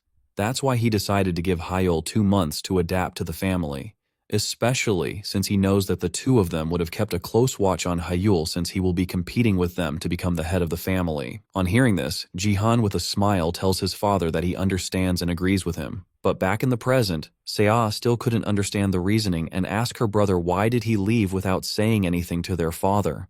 But she gets shocked when she sees her brother's irritated, ugly face because he was really angry and he couldn't just accept their father's condition. He starts telling Se-ah that he knows that their other elder sibling wasn't interested in competing for the head position. That's why they were the only one called to the meeting. But what he doesn't understand is that why did their father give them that condition because he had never been someone who cared about such things. Normally, he would have considered a year-long absence to be proof that someone lacked the qualifications necessary to become an heir. Besides, protection within the family usually ended at 16. Before AI imprinting took place, Hayeol was already 17, which meant he should have been treated like any other competitor. So why would their father give them that condition? None of it made sense. Se-ah nervously wondered whether their father had somehow discovered the surveillance they had placed on Hayeol. Jihan immediately dismissed the idea. If their father truly knew everything, the situation would be much worse. Instead, he believed there was another explanation. Perhaps In-hyuk had seen something special in Hayeol's recent growth. Maybe he was interested in the mysterious magic system Hayeol had developed, or perhaps Hayeol had negotiated some kind of private agreement with him. The possibility surprised Se-ah. A deal between Hayeol and their father would explain a lot. Suddenly realizing the danger, she asked whether she should withdraw all the people she had secretly assigned to monitor him. Jihan nodded. If the Shadows discovered them, it would create unnecessary problems. The Shadows were the Magic Tower's elite intelligence unit, personally controlled by their father. They specialized in infiltration, surveillance, escort missions, and information gathering. Very few people could evade them since they are really good and there is nothing they can't do. Jihan revealed that he had already withdrawn every agent he had assigned to observe Hayeol. Hearing that only made Se-ah feel even more helpless. If even Jihan was backing off, the situation was more serious than she thought. When she finally asked what he planned to do next, Jihan stood up and prepared to leave. Outwardly, he claimed he was simply going out for some business. Internally, however, his thoughts were much darker. No matter what explanations existed, he couldn't shake the feeling that something dangerous was happening behind the scenes. If Hayeol had truly struck a deal with their father, then the balance of power within the Shin family could change dramatically. Because of that possibility, even if Se-ah agrees to do nothing for 2 months, that doesn't sit right with him. So, Jihan decided he needed outside information. There was only one place that might provide the answers he needed. With a cold expression on his face, he left the headquarters and quietly made his way toward the Black Tower. The next day, a cheerful atmosphere fills the classroom at Obelisk Academy as the teacher walks in wearing his familiar bright smile and announces that the midterm examinations have officially ended. The students immediately let out a shared sigh of relief as though a tremendous burden has finally been lifted from their shoulders. The teacher then tells his students that first, let's start with an applause because their class is fortunate enough to have the Academy's highest-ranking student among them. The class applauds automatically, although several students wear stiff smiles that fail to hide their true feelings. Shin Hayeol calmly rises from his seat and makes his way to the front, accepting the certificate respectfully with both hands. Even though the applause fills the room, the quiet whispers from his classmates leave a far deeper impression. The teacher warmly congratulates him, announcing that Hayeol not only claimed first place in the class but also achieved the highest score across the entire country. Hyul simply responds with a composed smile and thanks him politely, appearing completely unsurprised by the recognition. The teacher continues by explaining that earning first place comes with greater responsibility. Hyul must maintain his position for the next 2 months and aim to compete in the Academy Olympiad. Hyul calmly replies that he had already been considering it, then quietly returns to his seat while the whispers throughout the classroom become even louder. Some students claim that his achievements are possible only because of his vision magic, while others criticize him for acting overly confident. A few insist that an outcast like him will never be able to keep the title for long, predicting that his ranking will barely last a week. Others quietly laugh among themselves, yet Hyul remains completely unaffected, taking his seat with the same calm expression as if none of the comments had reached him. When the final bell rings, students immediately flood into the hallways, eager to leave the classroom behind. Ji Sunshin slowly follows the crowd, dragging his feet while letting out an exaggerated yawn, complaining that sitting through 8 straight theory classes should practically be considered torture. Hyul happens to pass by just then, and Ji Sunshin brightens slightly as Hyul remarks that tomorrow will at least consist mostly of practical lessons. Ji tells him that it's still difficult for him. Laughing softly, Hyul playfully punches him in the chest and tells him to spend more time exercising. The light punch instantly sends Ji Sunshin collapsing dramatically to the ground as though his entire body has lost its strength. Shaking his head, Hyul teases him for being so weak and wonders how someone training to become a mage can possess so little physical strength. Ji Sunshin pouts, calling himself someone lacking magical talent, and complaining that even magic itself seems determined to make fun of him. Still smiling, Hyul encourages him to overcome that weakness instead of complaining about it, prompting Ji Sunshin to clench his fists and boldly declare that one day he will become strong enough to return the punch, although his words sound far more hopeful than intimidating. Hearing his response, Hyul laughs even harder before casually suggesting that they should head to the training room together after dinner for a change of pace. Ji Sunshin immediately freezes like a dumb ass and stammers nervously until Hyul folds his arms and remarks that he can simply refuse if he is afraid. Ji Sunshin quickly explains that he has nothing against training itself, but absolutely dislikes training alongside Hyul. Looking puzzled, Hyul asks what exactly he has done wrong that would make him hate that much to train with him. Ji Sunshin honestly admits that every time Hyul trains at the academy gym, everyone watches with expressions that makes him uncomfortable. He really hates the way people look at him. The scene then shifts to Hyul effortlessly lifting absurdly heavy weights while the surrounding students stare in complete disbelief, sweating simply from witnessing the display and quietly questioning whether someone capable of such feats can even be considered human. Back in the training room, Hyul carefully places the weights down before wiping away the sweat on his forehead and taking a drink from his water bottle. As he rests, he reflects on how deeply absorbed he became in mastering the Baiteno style of magic that he nearly neglected the importance of physical training. He recalls the teachings written in the Book of Idred, that it's clearly written, the infinity circle, being a huge circle that flows throughout the entire body, interacts with physical training. A strong body and a strong circle create synergy, improving efficiency. Understanding the importance of balancing both aspects, Hyul decides that instead of sacrificing one for the other, he will continue strengthening both his physical abilities and his magical power equally. The following day, Hyul takes part in monster combat training on the academy grounds. Several holographic beasts resembling cheetahs, each possessing a strange third eye, surround him while preparing to attack. As they rush toward him, he immediately leaps away, tracing a circular motion through the air as crystal needles descend from above and pierce the first creature, causing it to disappear instantly. The remaining 2 monsters attack together, but Hyul ducks at precisely the right moment, allowing them to collide directly with each other. Seizing the opportunity, he moves between them and casts Flame Vulcan, instantly erasing one of the beasts. The last creature attempts another attack, but Hyul continues skillfully avoiding it with smooth footwork until the instructor finally announces the end of the exercise. Teacher Chang-Hu checks the results displayed on his tablet before announcing that Hyul has achieved a flawless score with perfect points. Hyul respectfully thanks his instructor with a sweaty smile. After sitting down on a nearby bench, he studies his own hand while realizing how dramatically his physical abilities have improved thanks to the infinite circle, estimating that his body's overall strength has increased by nearly 1.5 points.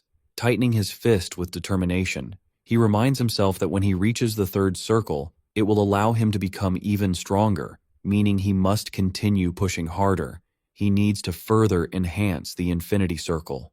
Closing his eyes, he carefully focuses and adjusts the vibration frequency and rotational speed of every circle by incredibly small amounts, while also increasing the purity of the mana flowing through the ring of will. Sweat slowly forms across his body as he struggles to synchronize everything perfectly. Although the circles nearly align and his synchronization reaches 99%, the final 1% stubbornly refuses to fall into place. Even so, Hyul refuses to surrender, clenching his fist as he silently vows to continue trying until he succeeds. That night, the city streets shimmer beneath glowing neon lights as Hyul jogs through the roads with wireless earbuds in his ears, allowing the music to set his pace.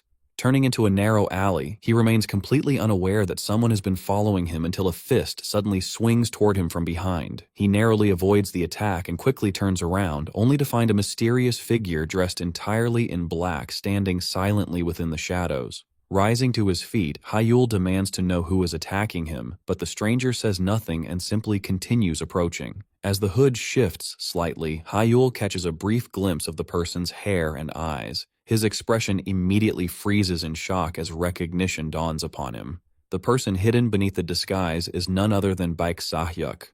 Before Hyul can even finish speaking, Sahyuk suddenly rushes toward him and throws a punch with all his strength. Despite the force behind the attack, it fails to connect, and the frustration on Sahyuk's face makes it clear that the missed strike wounds his pride even more than his hand.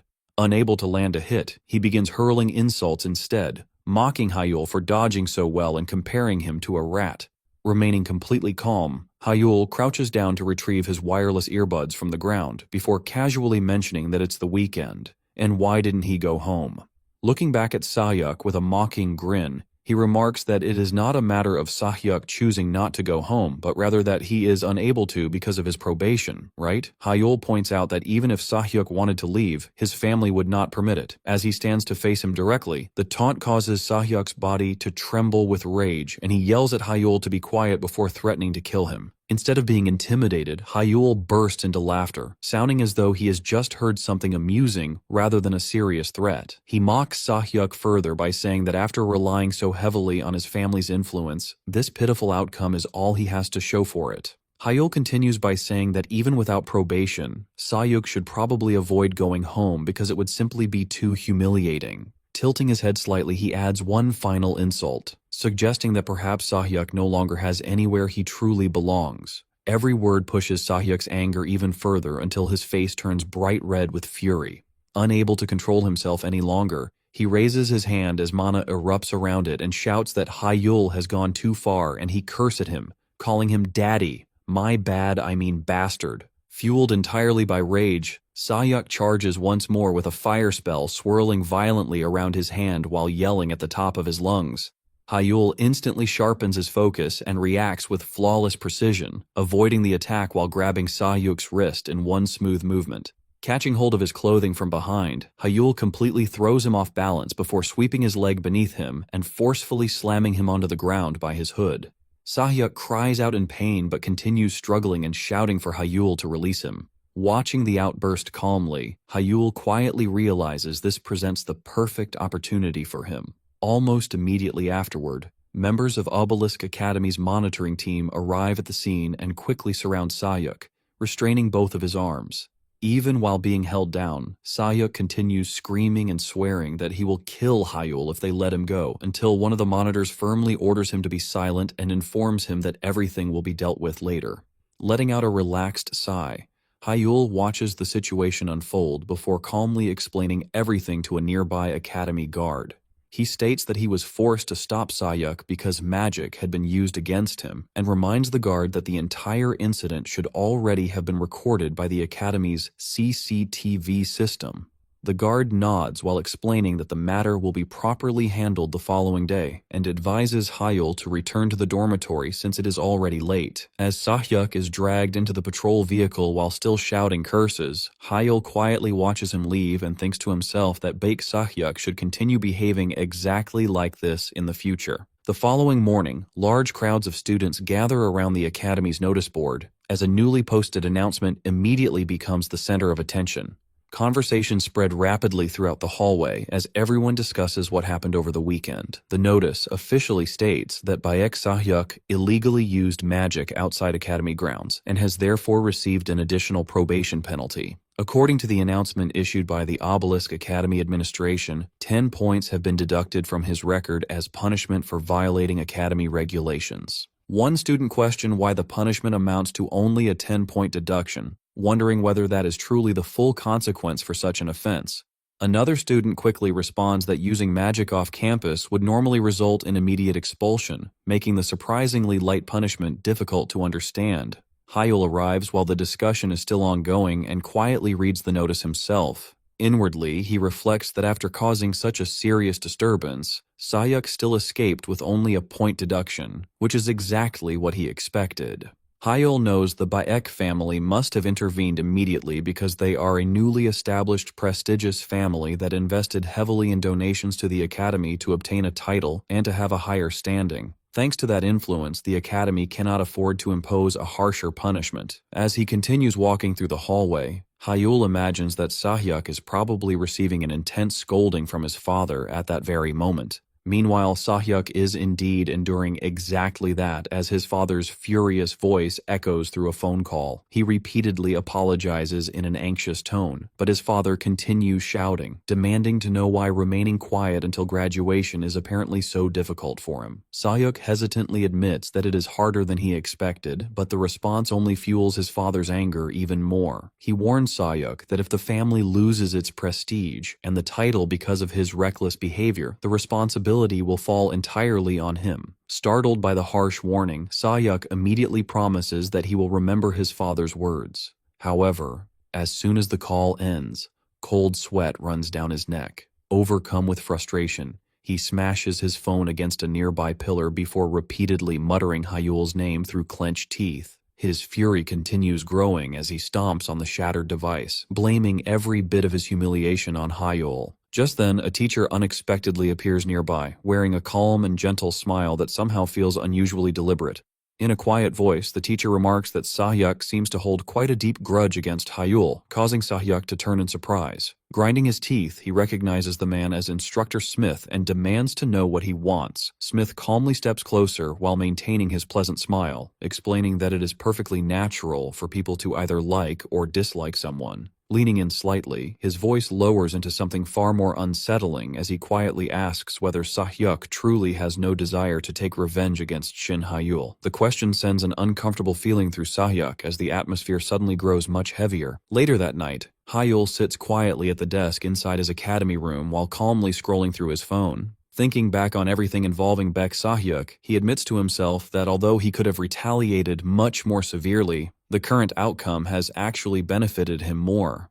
Soon afterward, a new message arrives from his father congratulating him and informing him that negotiations with the Baek family have successfully concluded. In exchange for keeping the incident quiet, the Shin family has been granted 3% of the Baek family's mining rights. His father even tells Hyul that he is willing to grant him a personal reward if there is something he desires. Reading the message, Hyul smiles with satisfaction, understanding that in order for the Baek family to get a title, they need to preserve good relationships with other influential families rather than relying solely on the academy. Since Hyul is a direct descendant of the Shin family, the Baek family had no option but to settle the matter through significant concessions. Reflecting on the situation, Hyul reminds himself that a title represents far more than simple wealth. It serves as the symbol of a family's social standing and honor, much like the title of Mage represents a distinguished mage family, while Mystic signifies a respected mystic clan. Considering everything that has happened, he concludes that Baek Sahyuk has essentially become an outcast within his own family. Combined with Sahyuk's current level of ability, Hyul believes he poses no real threat anymore. Feeling that the matter has finally come to an end, Hyul lets out a quiet sigh before putting the entire incident behind him and returning his full attention to his cultivation. The following morning, fresh rumors spread throughout the academy suggesting that instructor regulations have become stricter after the recent incident involving Sahyuk. While walking through the academy grounds, Hyel suddenly hears a middle-aged voice calling his name. Turning around with slight hesitation, he finds Instructor Smith greeting him with a warm smile. Smith quietly studies him with an unusually strange gaze that immediately makes Hyel feel uncomfortable, before suddenly laughing in a relaxed manner and commenting that Hyel appears to dislike him. Hyel politely denies it, but Smith continues speaking, explaining that although his previous words may have sounded harsh, they were genuinely intended as sincere advice and should not be misunderstood. Hyel outwardly agrees with respectful politeness, yet inwardly he cannot help questioning why Smith has suddenly changed his attitude. Keeping his friendly expression, Smith suggests putting their differences behind them and extends his hand, inviting Hyel to shake it, saying that from now onwards they should start over. Feeling awkward, Hyel politely replies that such a gesture is unnecessary. Almost immediately, the atmosphere becomes strangely tense, and Hyel instinctively senses that something is wrong without understanding exactly why. Watching Smith carefully with widened eyes, he wonders why the surroundings suddenly feel so oppressive. Smith's smile gradually twists into something far more unsettling as he congratulates Hyel on earning first place in the midterm examinations before wishing him success on the path ahead. Although the words themselves sound perfectly courteous, the overwhelming killing intent hidden beneath them causes sweat to form across Hyel's forehead. Even though the mana surrounding Smith appears completely normal, something deep inside tells Hyel that this instructor is anything but ordinary. Even from a distance, the oppressive aura sends chills through his body, causing his thoughts to race. After carefully analyzing the feeling, he reaches the conclusion that such a sinister power could only belong to the Black Tower. His muscles instinctively tense as memories of its infamous reputation flood his mind. While the 12 towers are publicly recognized throughout the world, the Black Tower is nothing more than a corrupt imitation created by a deranged mage who boldly proclaimed himself the Black Magician King. Hyel's expression grows serious as countless possibilities race through his head. If Instructor Smith is truly connected to the Black Tower, could other instructors within the academy also be involved?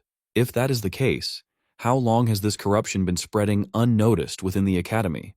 Taking a slow breath, Hyel forces himself to remain calm, reminding himself that answering those questions can come later. Right now, understanding the spell before him is far more important, so he focuses completely on analyzing its magical formula. The magic surrounding Smith spreads through the air like an approaching storm, filling the area with dark, shadow-like energy. As Hyel studies the spell more carefully, his eyes widen after recognizing a structure that seems strangely familiar. A troubling realization quickly forms in his mind, making his heart grow heavy. The spell is designed for mind control. He immediately understands that his own mind has remained immune to outside interference, meaning Smith's technique cannot truly affect him. Quietly closing his eyes, Hyel feels relieved that his natural resistance has protected him once again. Meanwhile, everyone else nearby behaves completely normally, showing no signs that anything unusual is taking place. Realizing the opportunity before him, Hyel decides the safest course of action is to pretend that the spell has successfully taken control of him. If he acts like an obedient puppet, he may be able to gather valuable information about the Black Tower without raising anyone's suspicion. When he opens his eyes again, he deliberately empties his expression, and Smith immediately notices the lifeless look, smiling with satisfaction. Smith steps closer and speaks with obvious contempt, bitterly complaining that someone he considers nothing more than a cripple fool, incapable of properly using an AI chip, somehow managed to force him into apologizing. He laughs mockingly before placing a tiny cube into Hyel's hand and orders him to keep it with him from now on. Maintaining the act perfectly, Hyel simply responds with a calm agreement while secretly remaining alert. Although he briefly wonders whether the conversation has already ended, Smith immediately gives another command, demanding that Hyel reveal the reason behind the sudden changes in his magic. A wave of anger rises within Hyel because he has absolutely no intention of exposing his greatest secret. Instead, he suddenly grabs his own head with both hands and lets out a loud scream, pretending that unbearable pain is tearing apart his mind. Smith instantly becomes alarmed and realizes that Hyel's subconscious determination to protect his vision magic is too powerful for his spell to overcome. Accepting defeat, he tells Hyel to stop resisting. Behind his convincing performance, Hyel quietly smiles to himself after successfully confirming how the Black Tower's mind control magic truly functions. The spell directly manipulates the brain, influencing emotions and twisting thoughts, while a more powerful mage could completely destroy a person's mind using the same technique, making it an extremely dangerous forbidden magic. He also realizes that if someone fiercely protects certain memories, the spell becomes unstable under the pressure, explaining why Smith abandoned the attempt so quickly. At that moment, Hyul understands that his modified magic was never Smith's true objective. Smith presses a hand against his forehead while clenching his jaw, muttering that a loser like Hyul should not deserve such a powerful, unique magic. He admits that his original intention had been to cheaply dispose of Hyul in order to complete his assigned mission. Snapping his fingers confidently, Smith declares that once this mission is over, he will personally obtain that magic himself. Right afterward, Hyul slowly blinks and pretends to regain consciousness, looking at Smith with complete confusion as though he has no memory of what just happened. Without hesitation, Smith instantly returns to his usual appearance as a kind instructor, wearing a warm smile while asking whether Hyul feels all right because he appeared distracted for a brief moment during their conversation. Gently patting him on the shoulder, Smith remarks that he must simply be exhausted, assures him that he will not disturb him any further, wishes him good luck, and calmly disappears into the busy academy grounds as though nothing unusual had occurred. Hyul remains standing in silence with an unreadable expression as he stares intently at the teacher. Later, as lunchtime arrives and students excitedly head toward the cafeteria while joking among themselves that hunger can make even cheap coffee taste luxurious, Hyul quietly separates from the crowd. Instead of joining them, he walks alone until he reaches a wooden bench on the academy grounds, where he slowly sits down and examines the cube once more. The small cube reflects a faint glow beneath the sunlight, allowing Hyul to immediately recognize it as an illegal AI chip. He understands that giving him this means that they are trying to frame him as an illegal AI user. This chip is an IL Innovative Level Up chip, a device that has been completely prohibited by the authorities. The discovery leaves a bitter feeling in his heart because someone intends to frame him as a criminal. He can already imagine the accusations, the public labeling him as a fraud, while those responsible quietly celebrate from the shadows. Thinking carefully, Hyul realizes that although Smith clearly harbors hostility toward him, the instructor has no personal reason to act this way. The only explanation that makes sense is that someone powerful has hired the Black Tower to eliminate him. His thoughts naturally drift toward the brutal struggle for succession within influential families, where siblings constantly compete for power. He remembers one particularly arrogant sibling who openly threatened to kill him, but quickly dismisses the possibility because such a complicated scheme is far beyond that person's capabilities. That leaves his remaining 2 brothers and 2 sisters as the most likely suspects. Mentally reviewing each sibling one by one, Hyul concludes that his older sister Minji has no interest in the succession battle and would never arrange something this elaborate. His older brother In-hyuk is deeply involved in family affairs, yet lacks the courage to organize such a dangerous plan. After eliminating both of them, Hyul is left with 2 siblings who possess both the motive and the willingness to have him killed. As that realization settles in, his fingers tighten firmly around the illegal chip. For a brief moment, Hyul considers capturing Smith and forcing him to reveal the truth, but he quickly abandons the idea. The Black Tower is infamous for eliminating loose ends, meaning that even if Smith is directly involved, there is a strong chance he has no knowledge of the person who actually hired them. Interrogating him would likely destroy any remaining trail while placing Hyul himself in even greater danger. Choosing a more cautious approach, he decides to proceed carefully instead of acting recklessly. Before long, he makes his way toward the Blue Tower and begins climbing its staircase. Every step echoes heavily as he steadily ascends until he finally reaches the highest office within the tower. There, the master of the Blue Tower, Kim Kangan, waits for him. Kangan offers a calm greeting, yet his observant eyes carefully study Hyul with unusual intensity, while the cold atmosphere surrounding him feels noticeably heavier than before. Despite sensing the tension, Hyul continues forward, fully aware that the moment he has been preparing for has finally arrived. Kim Kangan places a hand over his face as though an enormous burden has suddenly landed on his shoulders. He reminds Hyul that he has already told him not to see himself as a burden, yet his wandering eyes suggest that something else is occupying his thoughts. Watching him closely, Hyul realizes this may be the only chance he has to move forward, and if he hesitates now, he may regret it later. Rumors about Kangjin's unusual research begin resurfacing in his mind, stories claiming that even the other tower masters approach the subject with caution. Gathering his courage, Hyul asks whether Kangjin is currently researching something. Kangjin openly admits that he is, explaining that he has been studying a mysterious magic stone that has consumed far more of his time than he originally expected. Hyul's gaze naturally shifts toward the elegant box resting on the desk, where a beautifully shimmering stone catches his attention. The moment he sees it, he immediately recognizes it as elemental monolith. Inside, he quietly celebrates the unbelievable opportunity before him, knowing that most people would never encounter such a treasure in their entire lives. Kangjin gestures for Hyul to take a seat on the sofa, and after both of them settle down, he decides to skip any unnecessary conversation. He explains that since they are both busy, they should immediately discuss the reason Hyul came, especially because it appeared urgent enough that it could not be postponed. The anticipation visible on Kangen's face only makes Hyul feel more nervous, and he realizes that Kangen is so eager he may overlook anything unless the conversation is carefully directed. Deciding to take a calculated risk, Hyul says that before discussing his actual request, there is something important Kangen should know. Without hesitation, he reveals that the stone Kangen has been researching is called elemental monolith. Kangen instantly freezes before narrowing his eyes and demanding to know how Hyul could possibly know its name, let alone its existence when that information has never been disclosed outside the Blue Tower. Remaining calm, Hyul raises both hands to reassure him that he neither planted spies nor obtained the information through dishonest means. As Kangen's suspicion gradually turns into curiosity, he asks once more how Hyul learned the truth.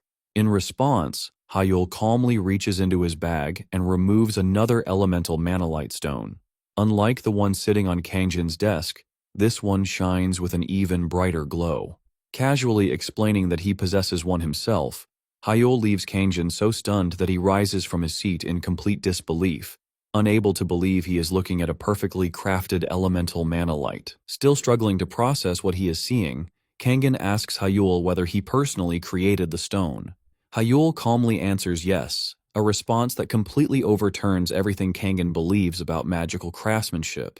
His thoughts immediately drift to James Pillar of the Red Tower, the legendary craftsman regarded as the greatest creator of magic stones alive. Even the finest artisans within the Blue Tower, including Kangen himself, who are considered among the top 3 in the world, have never succeeded in producing such a gemstone.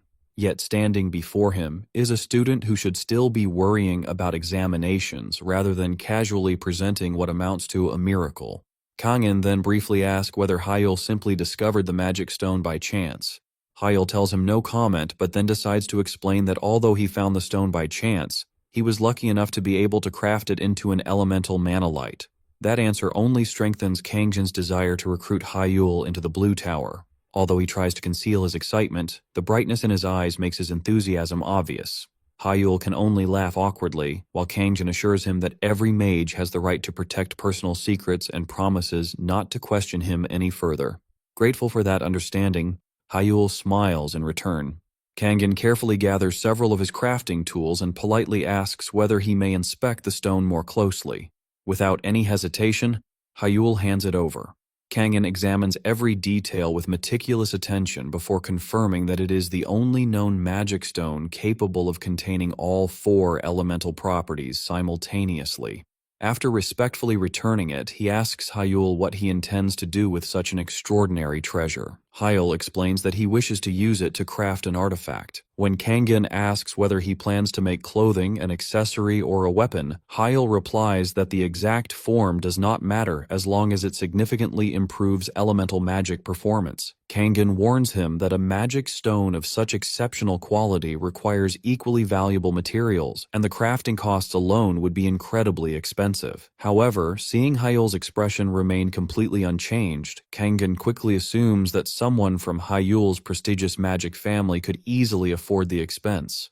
Hyul immediately interrupts him, explaining that he wants the entire crafting process to remain completely hidden from both his family and everyone else. Rather than finding the request suspicious, Kangen respects his desire for secrecy even more, but he asks him how will they handle the payment then. Using magical star strokes, Kangen writes glowing numbers into the air, revealing the estimated cost of 645 million. He then asks whether Hyul is capable of paying such an amount without relying on his family. Hyul calmly admits that he cannot, but instead proposes another arrangement. He offers to demonstrate the complete process of crafting elemental manalite directly in front of Kangen, allowing him to learn the method in exchange for creating the item. Hearing that proposal, Kangen becomes overwhelmed with excitement. To him, this is not merely a favorable bargain, but an opportunity far more valuable than any amount of money. Without hesitation, he agrees to the arrangement, and he even adds that he can ask something extra. Taking this opportunity, Hyul presents one final request by taking out the small chip that Instructor Smith previously handed to him. Kangen carefully examines it and quickly identifies it as a new generation IL low-cost upgrade chip. Curious about its origin, he asks Hyul where did he get it. Hyul tightens his fist before explaining that the chip was given to him by a Black Tower mage operating secretly within Obelisk Academy. He then asks Kangen for assistance in uncovering and dealing with those hidden infiltrators. Later that evening, a white vehicle waits beside the roadside as Hyul steps out. Before leaving, he politely tells the driver to return safely. The driver, Kangen's secretary Jongsua, smiles and replies that they will meet again soon before driving away. Watching the vehicle disappear into the distance, Hyul enters the academy dormitory. Once inside his room, he throws himself comfortably onto his bed and reflects on how fortunate he was to discover Kangen's research into elemental manalite. Thanks to that coincidence, he can proceed with crafting the artifact while keeping everything hidden from his father. His thoughts eventually drift toward Bak Sahyuk, and he imagines the furious reaction Sahyuk would have if he learned about these developments. Hyul also recalls that he originally intended to request only 3% of the Bak family's mining rights, but with his current advantage, he now believes he may be able to secure the entire share instead. As sleep gradually overtakes him, he quietly thinks that if everything continues according to plan, the future will unfold exactly as he desires. At the same time, back inside the Blue Tower, Kangen remains seated in deep thought. Although the information Hyul provided is undeniably compelling, accepting that members of the Black Tower have secretly infiltrated Obelisk Academy is difficult because the Academy is widely believed to possess extremely strict security. The only physical evidence currently available is the IL chip resting before him, yet he cannot ignore the growing suspicion in his mind. Carefully weighing the potential risks, Kangen eventually allows a calculating smile to appear across his face. He quietly remarks that under normal circumstances, the Blue Tower would never launch an investigation based solely on the testimony of a single student. But there are times when taking a calculated risk becomes the very thing that shapes history.